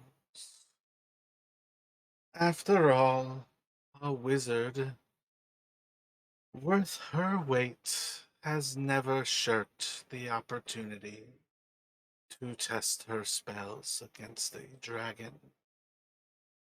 And perhaps today will be that day.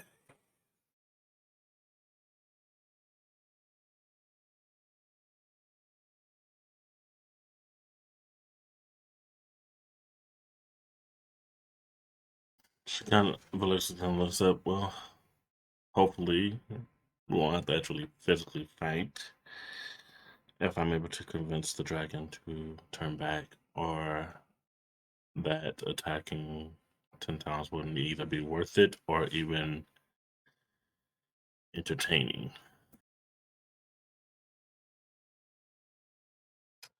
Braddock will just kind of give a soft shake of his head. Um, Velene is actively going to laugh in your face.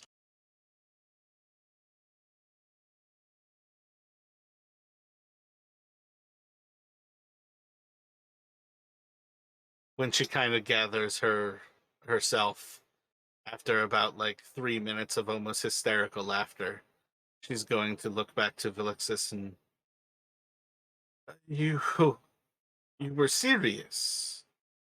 You hope to talk a dragon down. Quite seriously.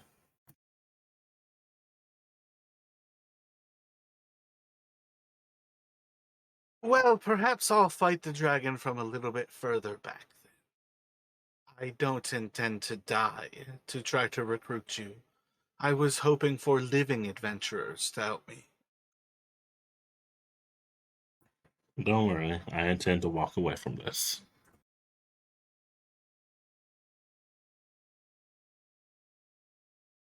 And she kind of just says, shall we gonna move on, or shall we just continue resting? Because if we wait, it'll be too late. Well, if we rest long enough and 10 towns is destroyed, we could go on to Yithrin. And she's gonna look towards Velixis and kind of wink at you. I don't think so. Felix smiles. Said, no, we can rest on the ride there, but we're going.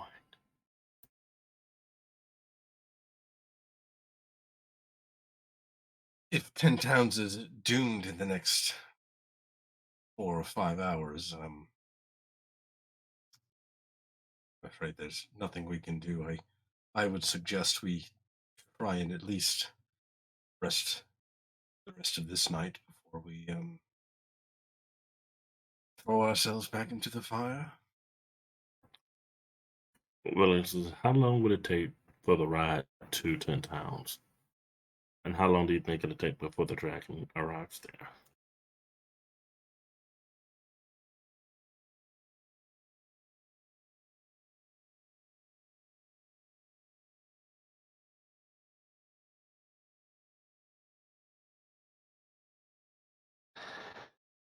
I think we could make East Haven in a little under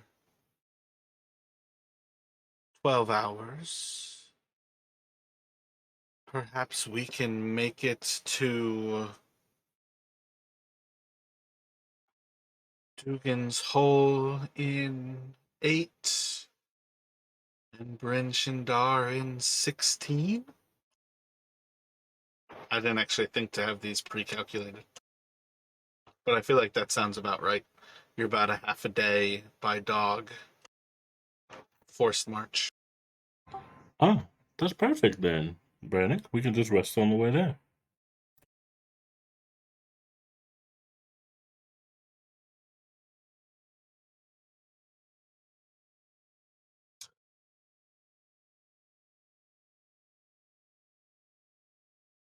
I think we'll make better time if we rest now and get a start early.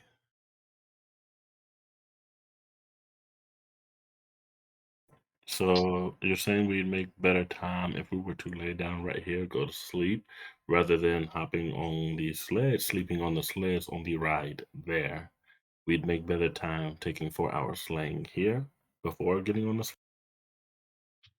So mechanically, can we rest like with the sled dogs, like while they're driving? I guess that's a question more out of character. Um, I would say normally no, but for what it comes down to on this, I think yes. I think the biggest thing of it is that you will have to actively sleep. You can't like stay awake on the sled and get the same rest without still gaining exhaustion. But on some level, I think the idea is definitely to give you a way to return to 10 towns, um, resting on the way. Gotcha. Yeah. Okay. In that case, I think Brannick will kind of drop his objection. Clearly, Valixis is, and I would assume Jinbao too. They're urgent to get back if they, especially having now we've heard that kind of the attack is sort of already underway. Yeah. So I think Brannick would drop his objection at that point. All right, well, we can go ahead there if you want.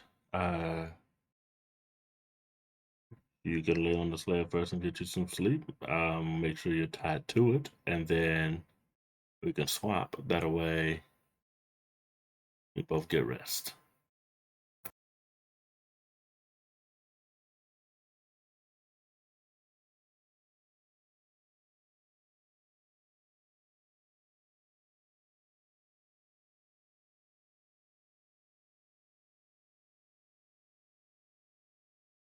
And Brannick will kind of give a little sigh and nod, and it's sounds fine. And they'll kind of like turn towards Dorian, who again probably is up at this point, having with all this conversation stuff going around. Kind of just almost kind of mockingly say like, "Seems you'll get your glorious death after all, at least a tale."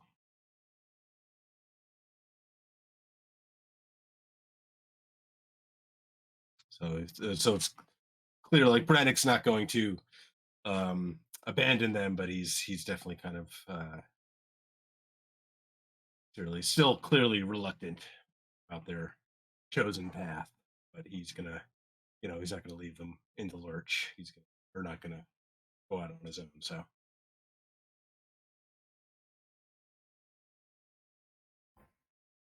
Alrighty. And so Velena goes ahead and loads up on the sled. This ain't gonna be no worse than having your soul played with, she says, smiling. Um, yeah, so if you all are prepared, when you go to break camp, you're going to see that there are, again, 4 kobolds inside of this little camp with you. When you guys go outside, there are 2 more kobolds that are standing with the dogs. Each of these kobolds is just dead still. They have no color in their flesh. And when you get closer to them, you are going to see that there are massive chunks of their body is like burnt away and missing from acid damage. And you can actually see that like some of their bone, some of their flesh, all of it is not like discolored, but you can see like the signs of it kind of being melted under high heat. And it appears that these 2 kobolds are just absolutely inanimate until Velene gets a little bit close enough. And you're going to see as she kind of just like flicks her finger and they kind of get to where's the other 4 kobolds. She's calling out by name to kind of give them instructions. But as you all make or break camp and you prepare, where do you intend to go? Alright, so Veluxus, I guess we would head to the Veluxus actually asked for the dragon, the direction of which was going. We'll head off to the town closest that's in that direction first. Where And do you think that is? Like, you guys, you can't just tell me, like, I'd like to solve this problem. You need to make decisions here. The dragon flew north. Where do you think it's going?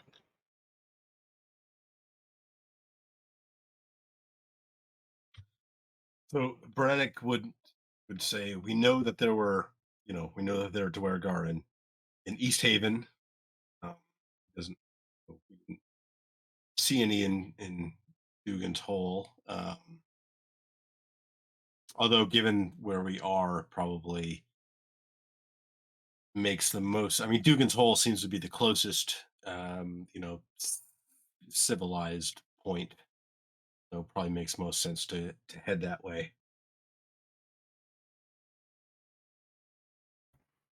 go straight north.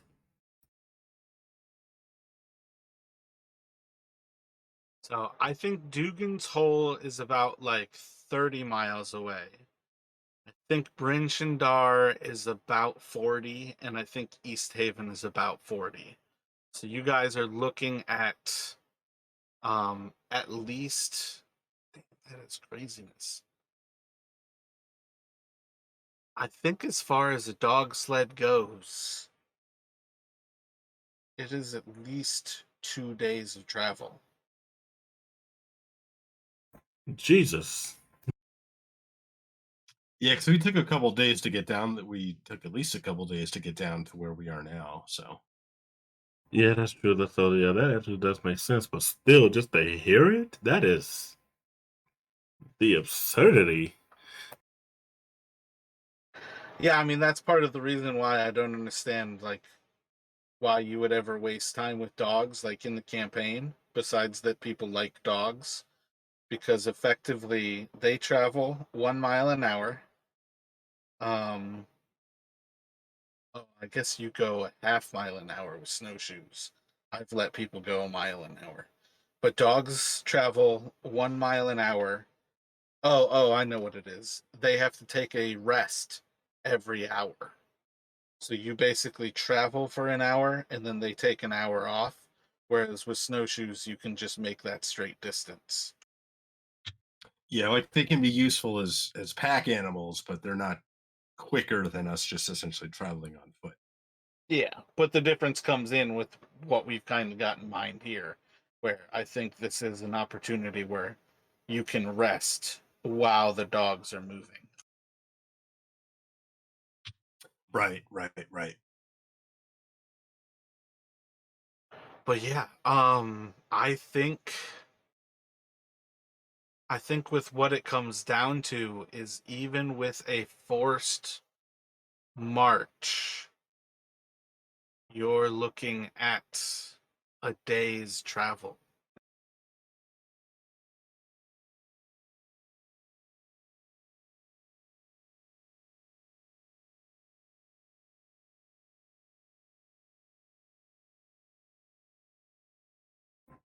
What I wouldn't give to be able to fly again. I mean, flying isn't going to help you, though. If you fly here in 30-mile-an-hour winds, you're going south. All I can picture is just Felix just trying to fly off into the wind and then just getting caught on it and being tumbled back like tumbleweed. Don't forget we got a dragon flying around, so I don't want to meet that up in the air.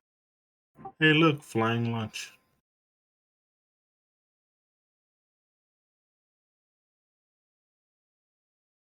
But yeah, so Brannick's suggestion would be, make Verdugan's hole. If there's still people there, maybe we can get a little more sort of firsthand knowledge of what's going on. I think from there, maybe we, you know, can maybe hope find out like what's happening in Bryn Shander, or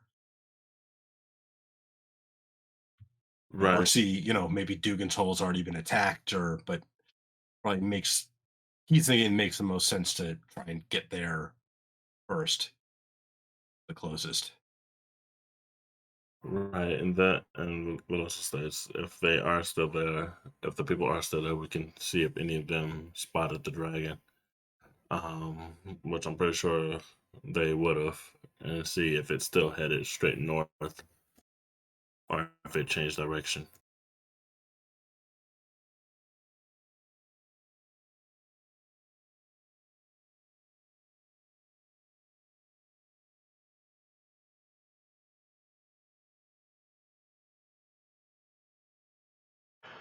Alrighty then. So, preparing to hop on the sleds and head towards Dugan's Hole. At this point, we have. Are you all going to be sleeping through this initial part? What was the thoughts there? Yeah, Braddock is definitely, he wants to, he thinks this is a fool's errand, so he wants to get back to sleep while he can. So he'll definitely try and take the opportunity to sleep. Volux does. She for this initial ride, she's actually going to stay awake for it. You stay awake, you are gaining exhaustion. You've already watched. Right. In that case, then she's gonna tie herself to the sled and get some rest on the way there. That's to make sure she doesn't fall off the sled. Gotcha.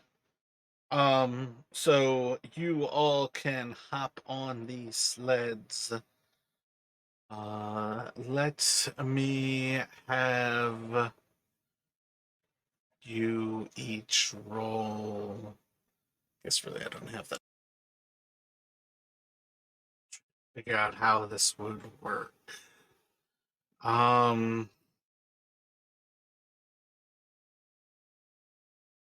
Let me have one of you roll a d6 for me. First one to roll is the one that matters.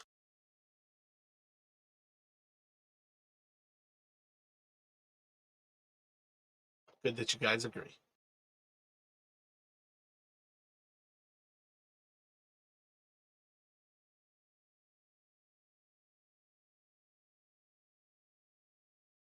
I just realized I was sending my rolls to you directly.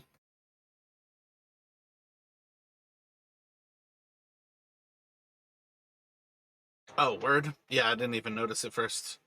I feel like you must have just. Oh, it's purely on roll 20, probably that it was set.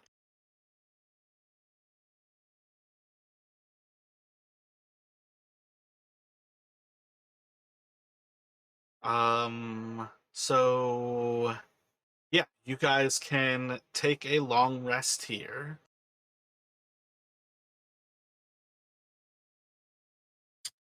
And I think at this point, Brannick's mage armor would have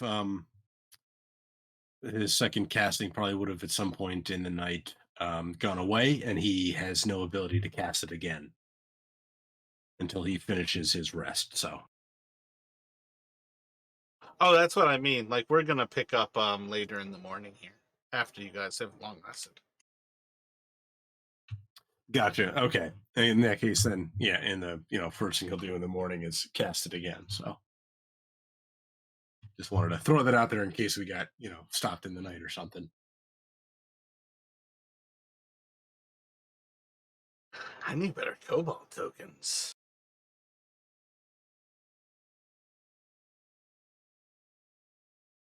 Alrighty, so we have 3 sleds here. I want you all to organize yourselves as you would. I guess realistically, don't need Illusion Bow on the board. And we're heading north, right? Yeah, let's go for north. I think realistically, yeah. Yeah, at this point, probably north. That sounds good. Just because I'm thinking Brannick will probably be towards the back, so I just want to make sure which direction we're headed, so I can kind of arrange him that way.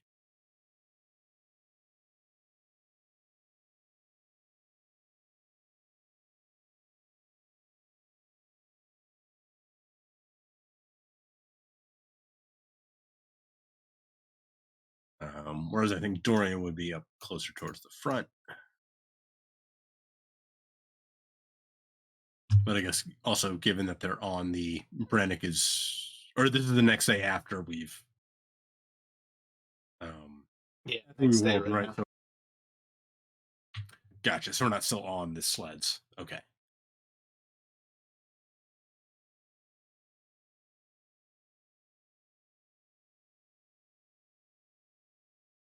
I think Melissa's would have been at the back as well, kind of. Not like as far back. At least not until we figured out what the dragon is. At least not until we spotted it.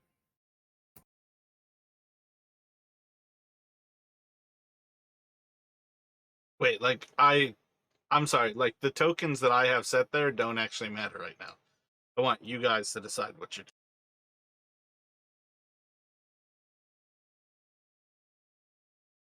So like the kobolds right now, those are just dropped on the board. Technically 2 are driving each sleigh, so if you're thinking that you are driving the kobolds, you would be behind them. If they are driving, you would be in front of them. So I think it would be, assuming you all are not driving, I think it would be something closer to that, where you've got Velene driving one of the carts, and then one of the kobolds driving each of the other ones.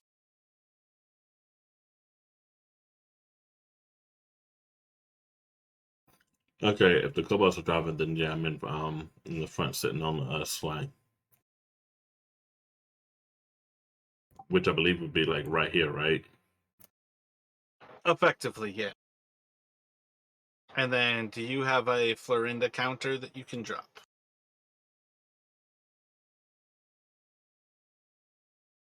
So then, does it sound good to do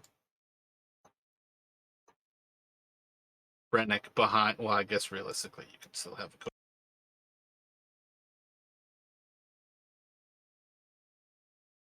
Yeah, so I'm thinking essentially Brannick is towards the back. I feel like Dorian would be up closer to the front.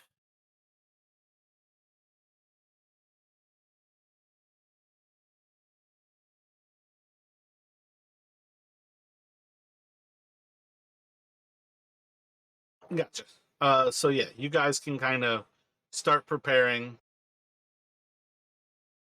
something to that effect. This is around the morning. Assuming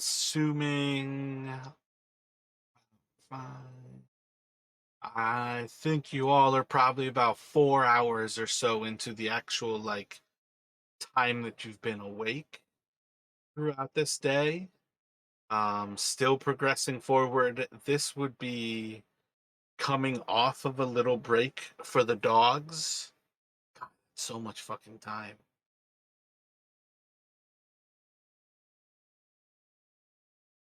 The distances just don't like seem to add up.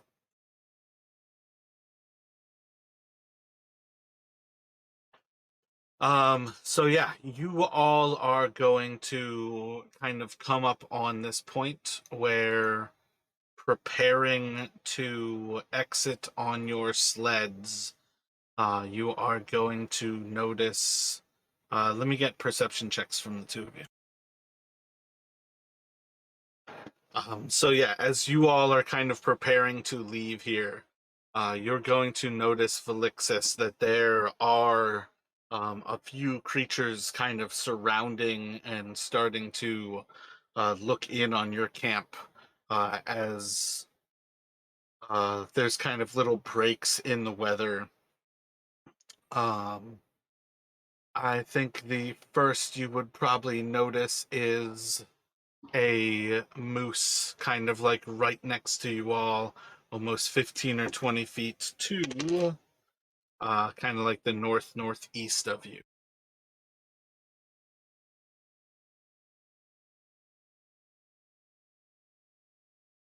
Melissa gonna look to Brandon. Do you see these creatures around us?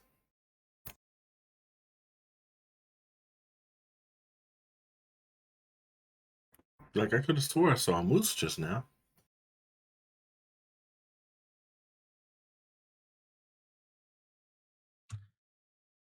Brannick will shake his head.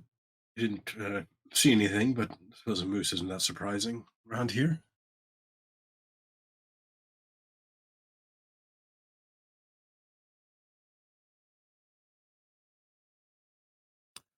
Melissa's kind of adjusts her head and kind of looks to look up and look around to get a better view to see if she spots more than just a moose.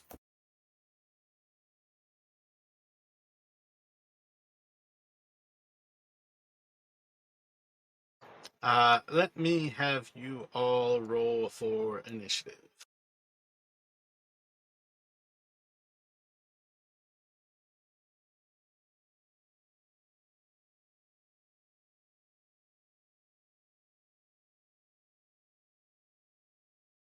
And usual, our sidekicks go after, right? We don't roll separately for them.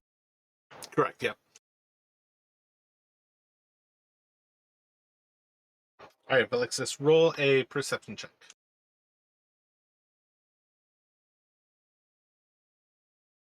So, as you are looking around for signs of that moose, you are not going to see anything immediately. And one of the first things that you all are going to have kind of pop out at you is the signs of a tree kind of blowing in wind that is not there. It is going to apparently shake itself free of snow, and in the process, you're going to notice that not only has it shaken the snow off of itself, it is like moving towards you in this blizzard. And it is going to 10 targets.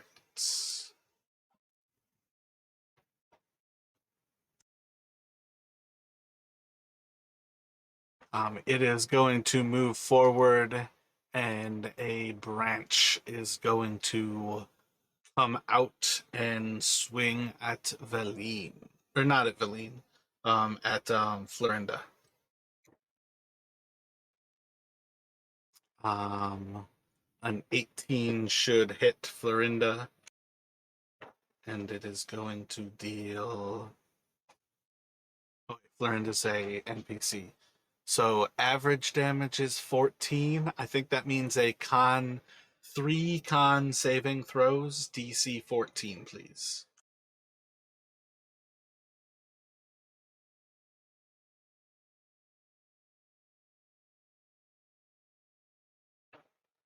And do I have stats for them in here right now? I don't see anything for Dorian. Oh yeah, I don't think I ever created Dorian since that fiasco.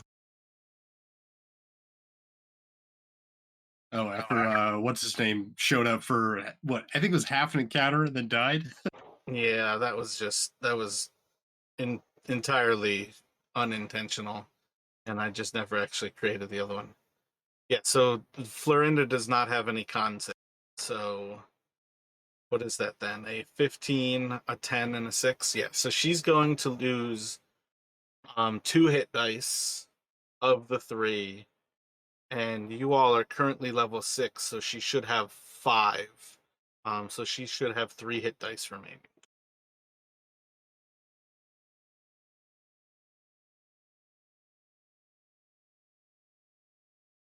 I thought it was funny, at least Bastion dying so quickly. So You said she had 3 hit dice remaining.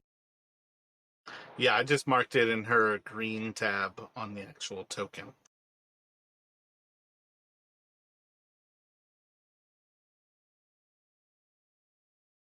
All right, all right. All right, Brennick, your turn is going to go by. You will now have an opportunity to react as things happen here. gotcha. So he's surprised. Yeah, yeah. Gotcha. Okay.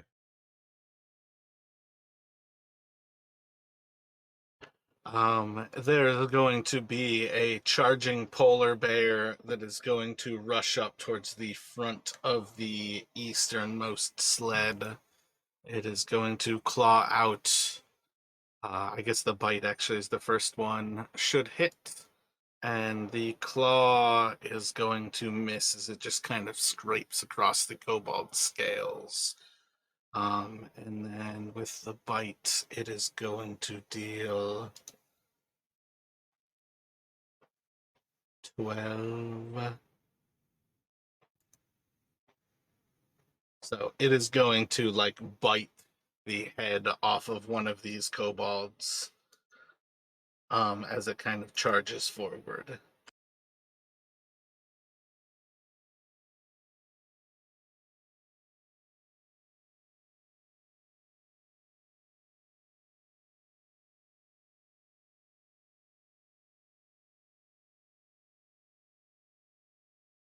Forgot to roll for the actual other NPCs.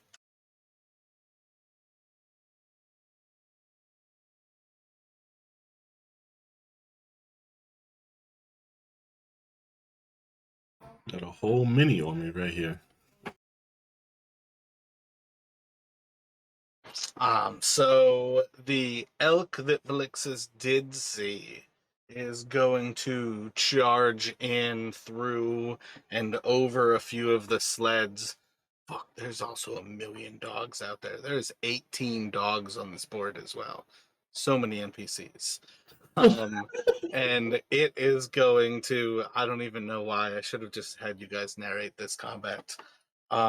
It is going to charge into one of the kobolds, and it is going to ram it with its horns. Should be a solid hit. 8, 10, and it's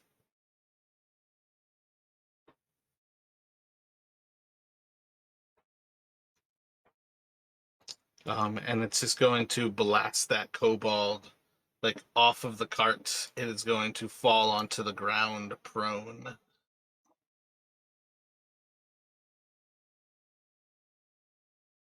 And that kobold is severely wounded. And I think this one is doing the same to one of the other kobolds charging up. That one should just kind of miss as it kind of like flies through the group here. And I think we're going to start with the people who can actually do stuff here. As a kobold is going to attack the tree. Yeah, it's just going to sling a dart at it, and it's going to miss. Velixis, what would you like to do? You currently have a large antler deer, a large horned goat, a polar bear, and a tree assaulting your parties from pretty much all sides, but mostly towards the front.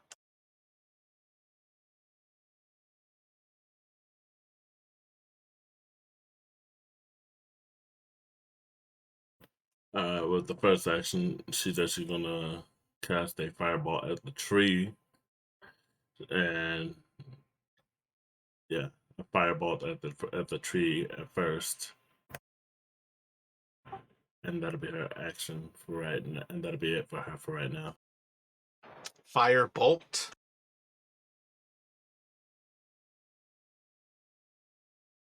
Yeah, Gotcha. You can roll that attack. You are currently in combat, so it will be a straight roll, advantage, disadvantaged. Big ol' miss. It was 3 feet in front of you.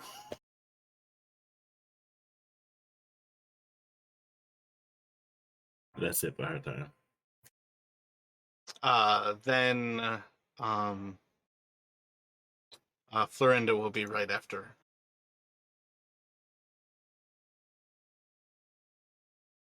She's just going. Florinda's going to strike out at the tree that struck at her.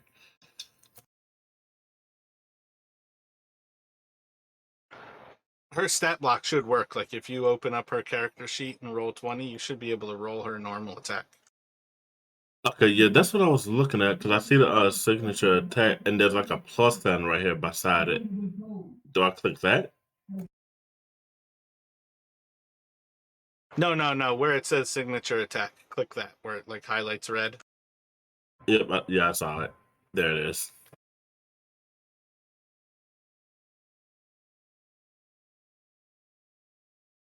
And Justin, do you still have a copy of? I think Dorian is the sword master.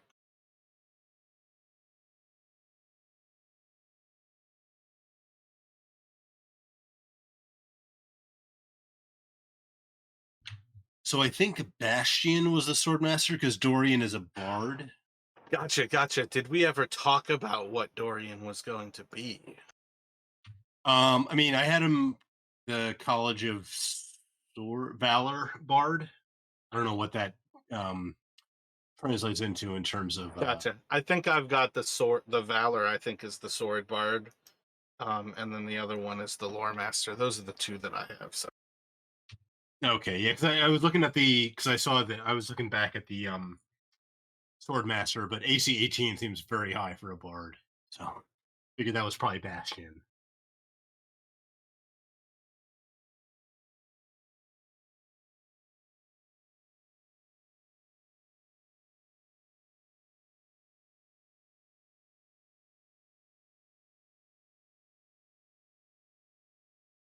My bad. Tried to send it to you in a message. It dropped in Order of the Storm, so that Troubadour Warrior is what he'll be. But my bad.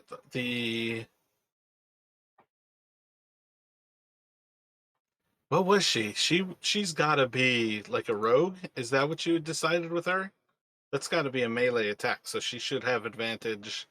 You can have that 23. She will hit for, it looks like 9 damage. Yeah,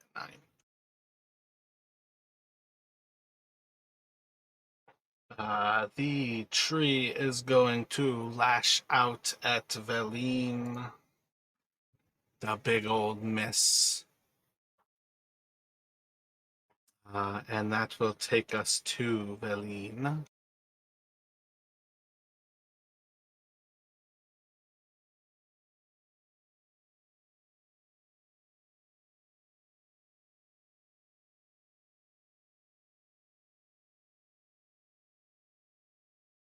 I think she is going to begin to kind of manipulate the weave as you start to see like spectral arms forming, almost following her movements as these two like skeletal arms start to form.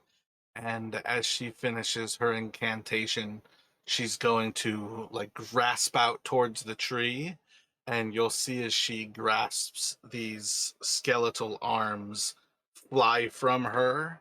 They are going to blast into the tree. I don't think they're going to show any sign of what they do, but they are going to smash into the tree. Um,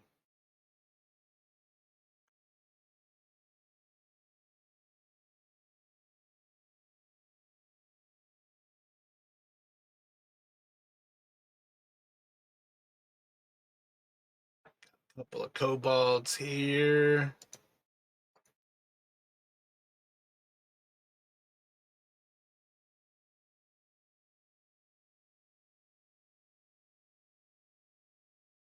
So the first one is going to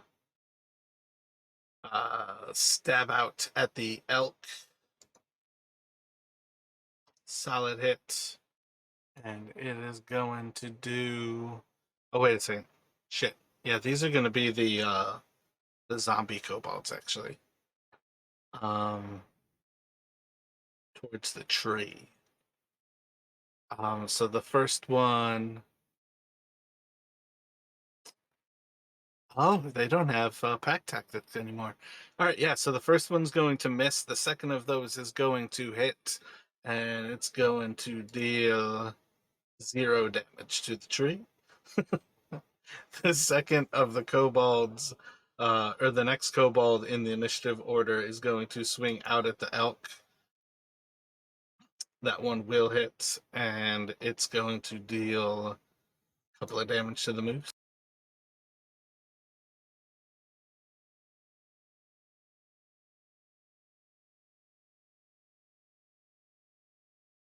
And then the next one, I think, is going to huck a javelin towards the tree.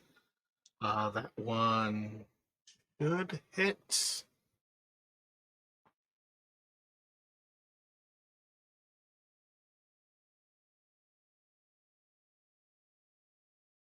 Nope.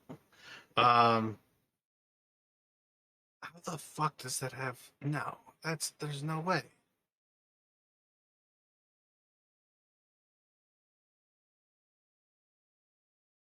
Yeah, the javelin should have a +4, so that will hit the tree, and it's going to deal 6 more damage. I think that's going to take the tree to where it is sappy.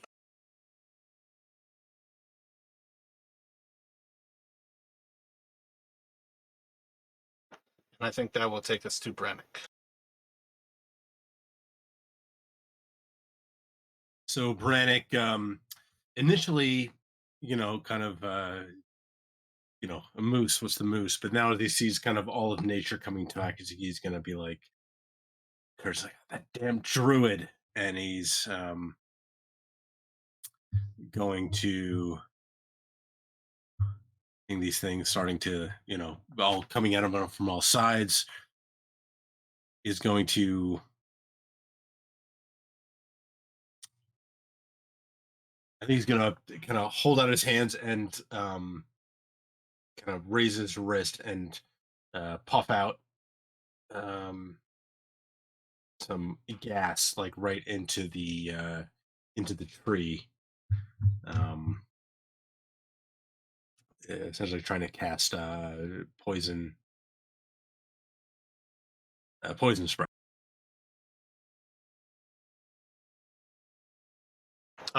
Save or suck on that one. That's a Yep, cantrip. cantrip. Yep. Yeah, you're going to see is it kind of like attaches, almost like it's like pollen, but there doesn't seem to be any effect on the tree. Yeah. So yeah, that's it for Brannick. I think the Dorian is going to kind of seeing the elk kind of charge like almost right past him, is going to turn and attempt to stab into the elk as it goes.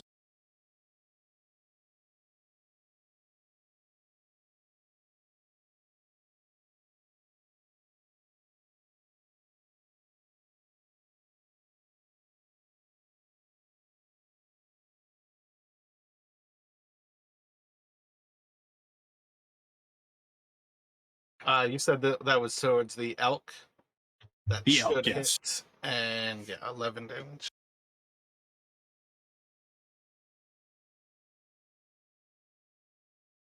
And that is it for Dorian.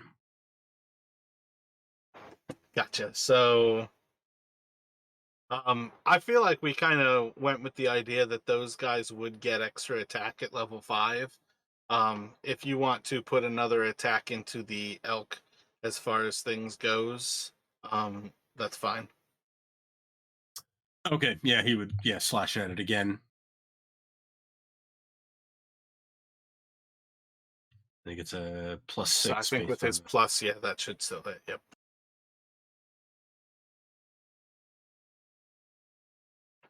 So, with his attacks into the elk, he'll be able to bring that down as the creature kind of falls dead to the ground. The polar bear.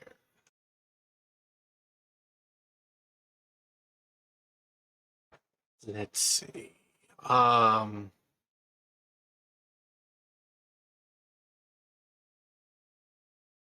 The polar bear is going to stand up to its hind legs. You are going to see as it kind of extends out its arms, and the bones seem to misshape as it seems to take on a different form.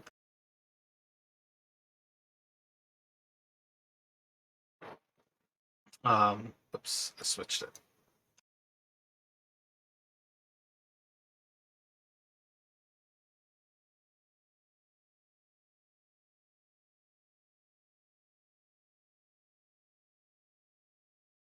And you're going to see a white-haired female with all sorts of figures and kind of symbols like drawn on her flesh and like hanging from her garb. She seems almost as if she's like a wolf, like standing on its hind legs, like in human form. Seems more animal than not. She is going to stand up, and as she starts to in enchant. She's going to start to chant a few words of power before you are going to see a burst of cold and ice kind of flow up from the ground.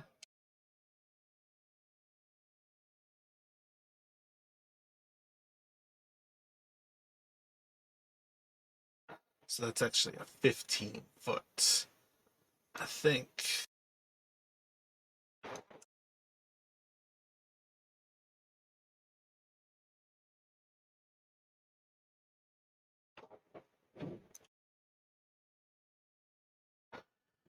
Okay, so I think that's what it would look like as she starts to starts this incantation. We are going to do a save from your entire party, and then the two of her creatures that are rushing in towards you all. This will be a dexterity saving throw. Might be killing off all of her friends. I should have done this differently. Sorry, my mic cut out. Do I need to make a saving throw? Yeah, it's going to be for all of you. So, Felixis, I need you to now roll just a d20 for Florinda. And it looks like Dorian does have, I guess, proficiency in dexterity saves.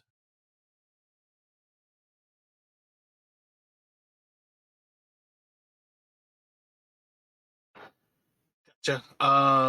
So his proficiency bonus is a +3. Level 5, yeah, I think it'd be +3. Gotcha. So let's see. I think the 4 of you are going to save there. So for each of your followers, I need you. Damn, I think I did it wrong on Florinda last time. I think it's 1 save versus the 14, and it's for 3 hit dice.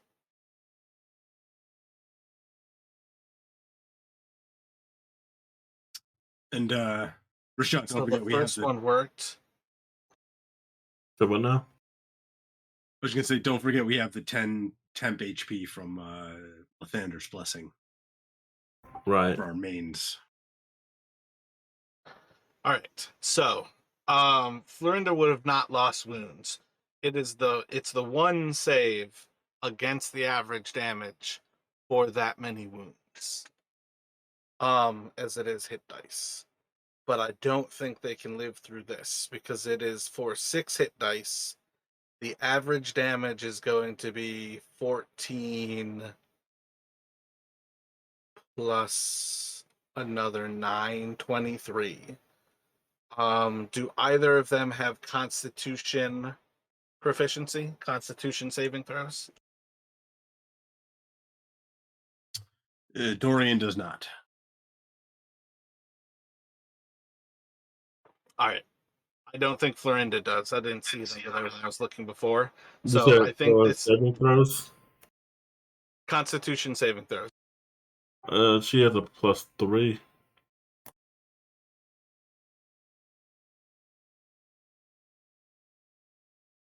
I'm making sure. Let me make sure. Am I looking in the right spot? Right beside saving throws, it says strength, dexterity, con, instinct, intelligence, wisdom, and charisma.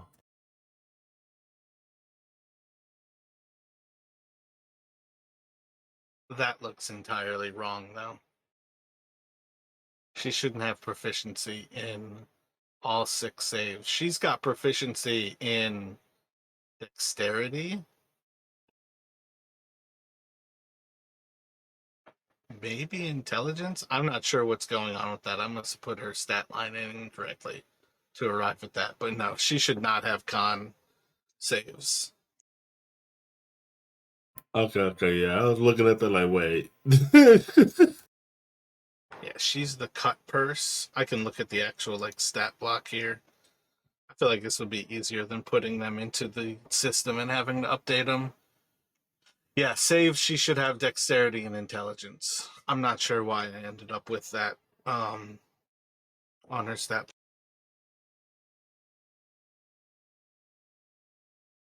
I can't even save it to share it to you right now, so I'm going to ignore that for right now. That should down both of your sidekicks. The 2 of you, the players, are going to take 5 bludgeoning and then what is that? 6 cold damage. So you'll take 3 cold damage with Velixis. So 5 and 6 for Brennick, and then 5 and 3 for Velixis. And then we have so many kobolds.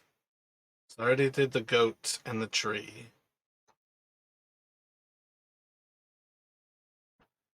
How about the dead kobolds? DC plus the damage taken. Yeah, so there's no way that they can save, so they'll die too. So really, it's just Velene that actually mattered. And I think she had a dexterity. Yep, so she will save. She'll take half, which was, what did I tell you, Brennick? 13? 5 and 6 11. in terms of damage. Yeah, Yeah. there's 5 bludgeoning and 6 cold. So after that, it's going to be back to Velixis.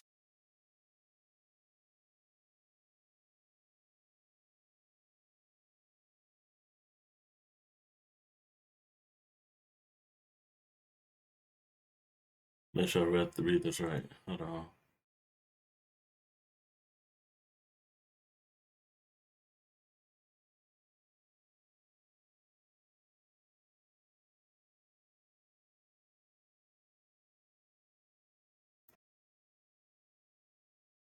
So I'm actually going to use Toll the Dead on the tree.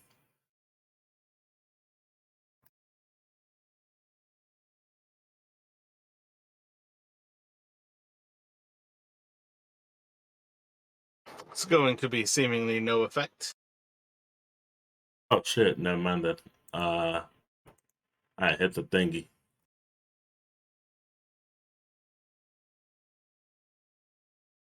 So no effect on it. All right. That's the case. He's actually going back away from the tree. Actually, nah, that'd be it for her. She's just gonna take a stance. Can you roll a d20 for me? The tree is going to smack out at Brennick. Big ol' miss. And it's going to go to Velene.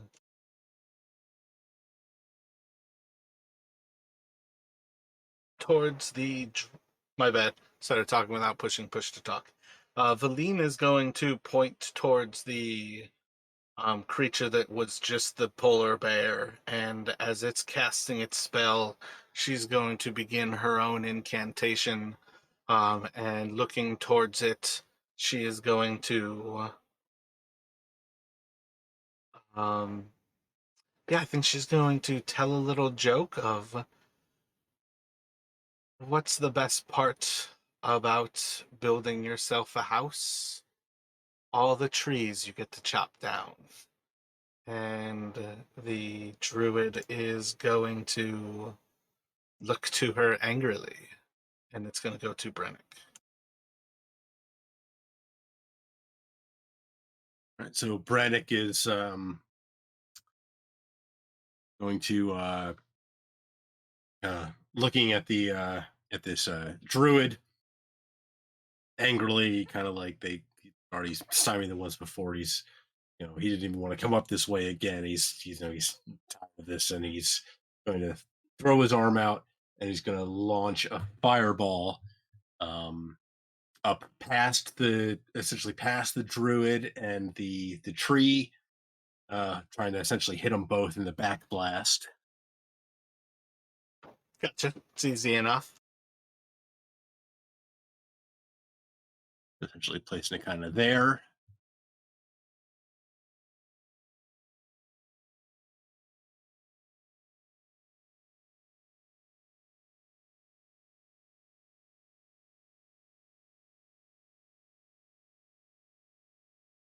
And I think he's going to give a 7 to the druid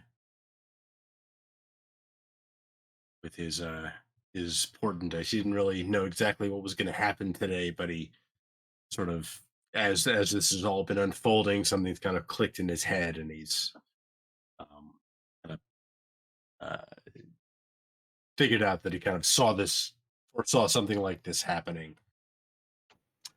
Gotcha. Anything else from you? The tree is going to burn up with that fireball. The druid itself is going to be seared on the side. So I think Brannick is going to kind of back away, essentially, as he's casting it.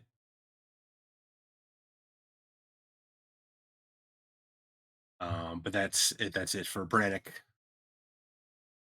And I think Dorian will just, at the same time as this is all happening, he's slashing out at the... Dorian is unconscious. Oh shit! Yeah, you're right. Forgot I need a about that. d20 from him next.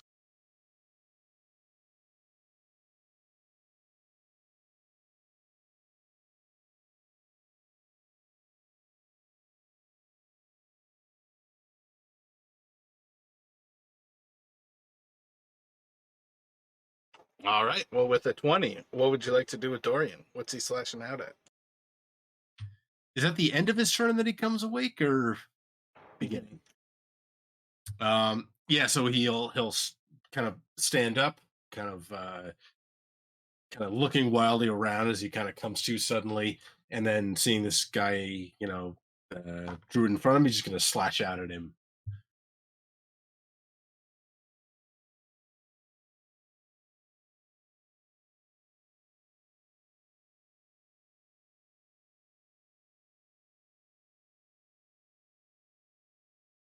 Yeah, I think he. That'll Yep. hit. And then another attack. Yeah.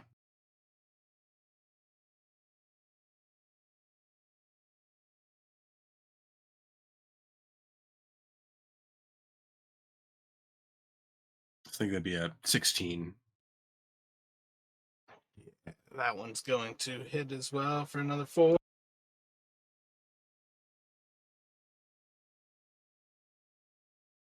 And he's going to kind of. Well, no, he had to stand up. I think he's going to move to essentially try and circle around him as he's going, essentially slashing and moving at the same time. But that's it for him.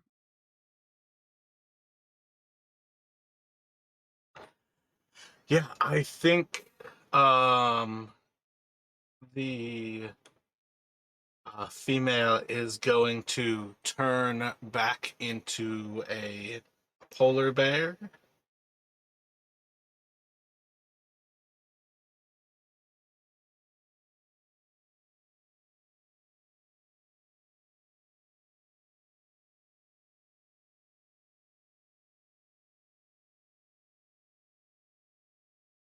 And she is going to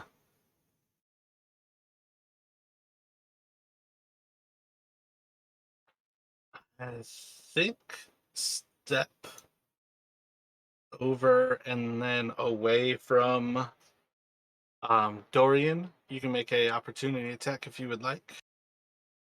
Yep, I think Dorian will instinctively slash out as it moves.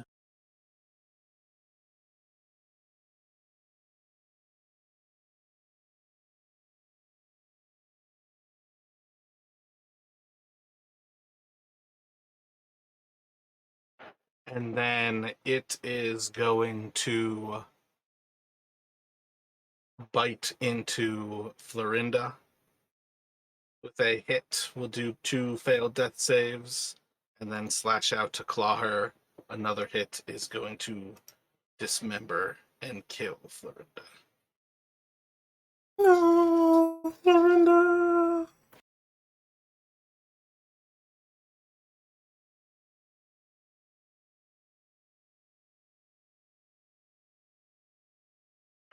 Then it is going to go to Velixis.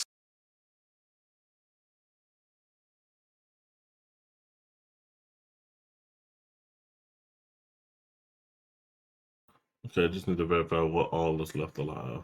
Well, Right now, it's really just your crew, Velene, and this polar bear. okay.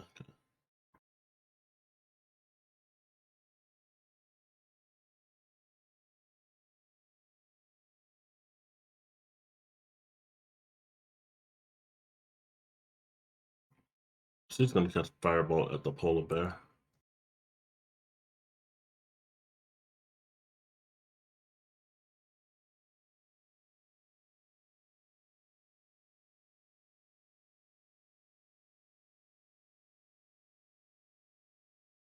That will hit, dealing 7. And then she's gonna like. That'll be it for her time.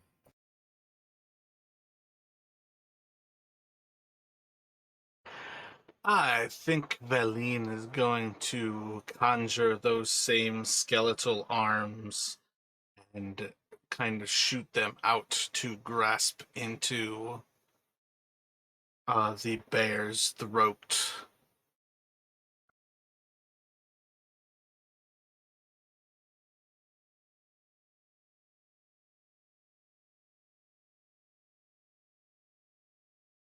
Should hit, and it is going to deal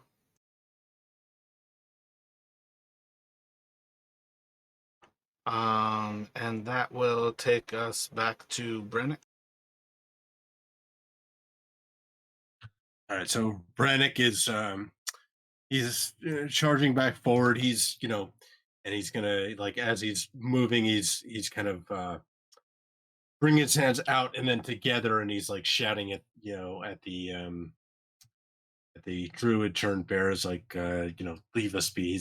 And he's gonna cast burning hands as he kind of brings his arms like up and together. They you're just gonna see like a blast of fire shooting out um ahead of him as he casts burning hands at first level.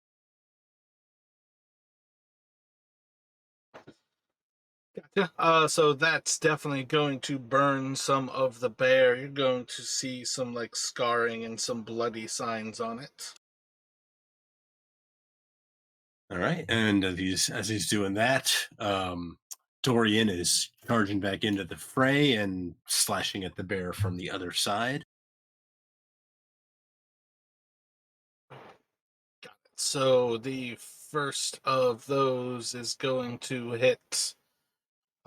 Second will hit, and that's going to change it back to the human form. And let's see.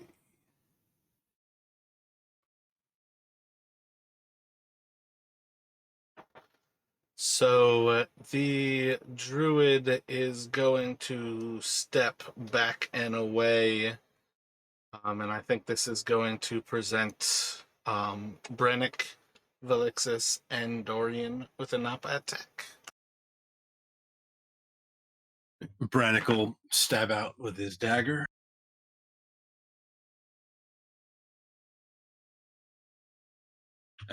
And similarly, Dorian with his blade.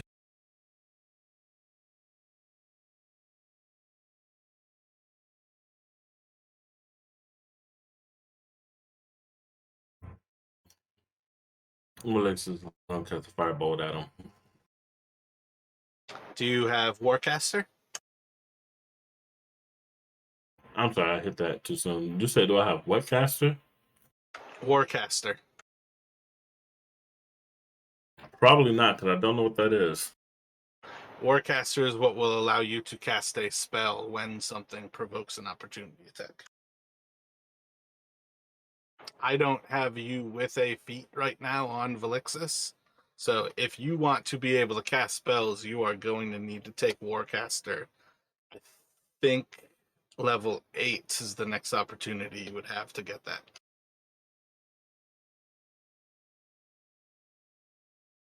So you can stab out with like a dagger, something like that, but it's really melee attacks. And also, Brennick would miss with that 11. Dorian's going to hit for another 4.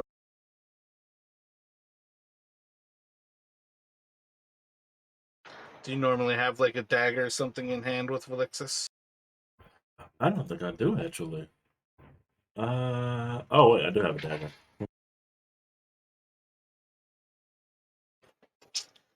Yeah, so I think as she runs, you all reach out to attack. You are going to just hear a torrent of wind pick up, and I need all 4 of you to make strength saving throws.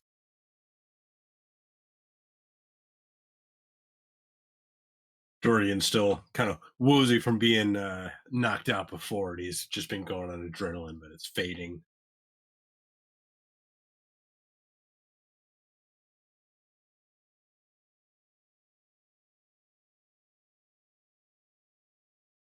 Alrighty, so Brennick, you are going to take 7 bludgeoning damage from this wind blasting into you. Dorian will be knocked unconscious, and Velixis will take 15, and Velene also. Oops. Velixis and Velene will be knocked prone as well on the ground.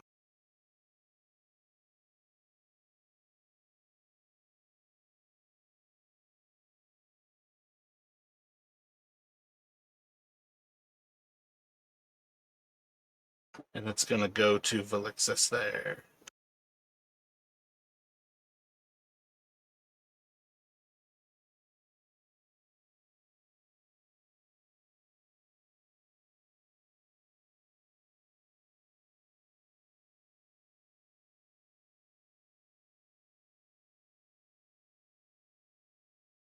You said Velene, not Velixis, correct? Both of you. Velene and Velixis. Prone and 15 damage.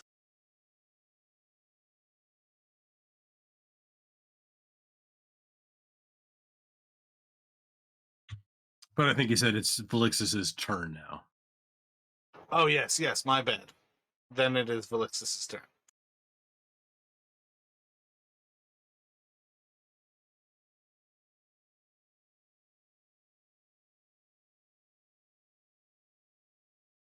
I think also she would have run that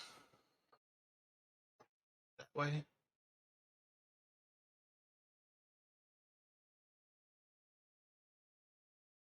"50 feet seems long, but it really isn't. Is that not 50? It should be 10. It's 50? Yeah. Well, she started, essentially between, I think, Braddock and Dorian, or around there? I mean for the wall right now, because technically that is a wall of wind.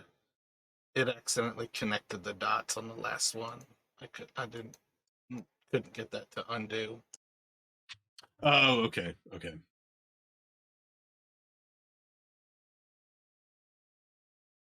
so Velixis is in the one-on-one, so she's actually going to try move out of it. So this is move. Oh, she's gonna move one place, so she's moving back to like right here. I assume that's correct.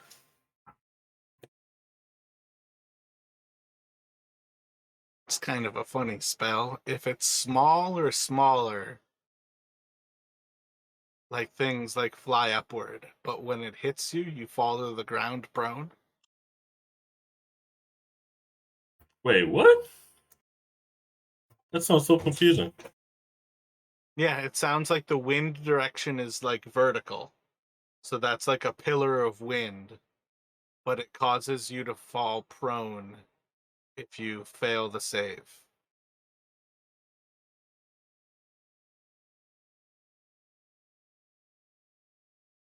Oh wait, did I make up the prone part? I don't see the prone part. I think I made that up. I might have been looking at a different spell. My bad. There was no prone. So you have more movement than that, and Velene is not prone.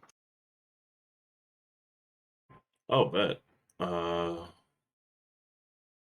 Okay, then she's gonna move down to like right here, and she's gonna. Let's see. She's actually gonna cast a magic missile this time at I think it's second level that I have. Do I have it at second level? It's a first level, so you can cast it up. Okay, yeah, she's gonna cast it at second level. You can roll 4d4. Or just click it 4 times and make sure that it doesn't use the same spell slot.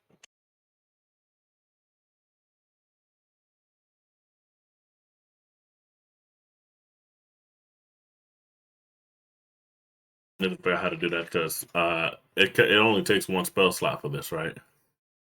Correct. Okay, I need to figure out how to make it do that because it took all the spell slots away.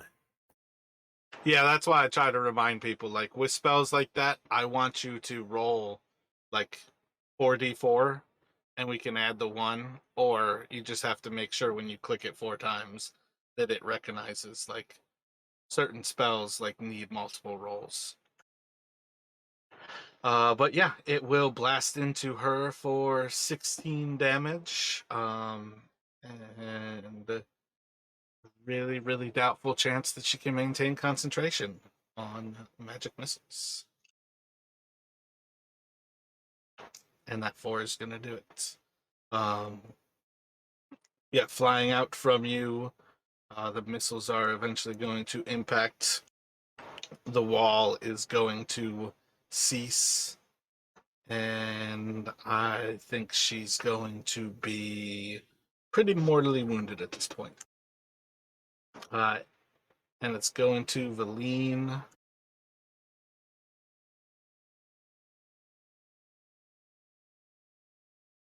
Oh, I forgot to be a smartass. She was going to cast the wall as she was after um, telling you how Oro was going to kill you guys, but now that it's potential that we're about to kill her, it seems less daunting. Yeah, so those spectral arms are going to come from Velene, reach out and grasp into this woman, and her body is going to fall down to the ground in the ice. Velene's going to kind of look to all the kobolds dead on the ground and a little bit of disappointment. Horrendous waste of friends.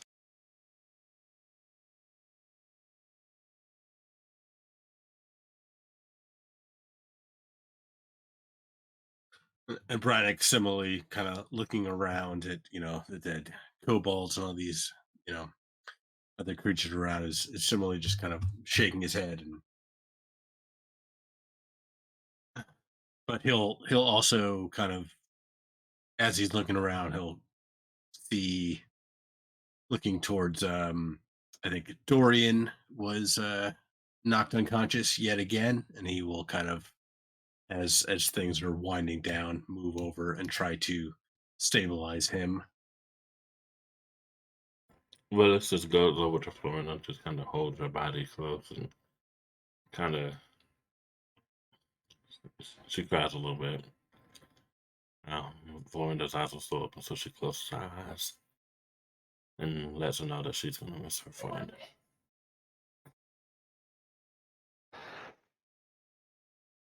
Velene, kind of like very cold, is going to slowly start to raise some of the dead kobolds as they all stand, pale forms of themselves, and kind of get back into formation around these different sleds. And she's just going to look towards Velixis. Do you mind? She could still be useful to us. Well, let's kind of looks up and looks around, and she like her face just darkens to this. I'm going to this murderous intention. I very much do mind. And coldly she says, I very much do mind. Don't you dare.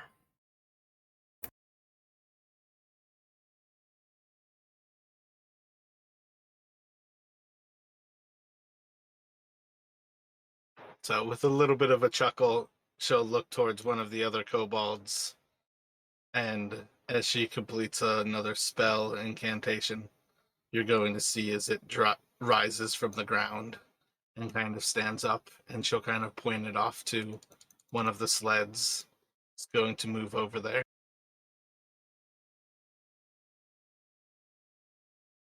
Yeah, in the long run, Brennick, I think realistically you need to do a d20 for him before the medicine check. No, we Yeah, didn't there's get at back least. around to you. So you roll the medicine check, that fails. Roll a d20 for him.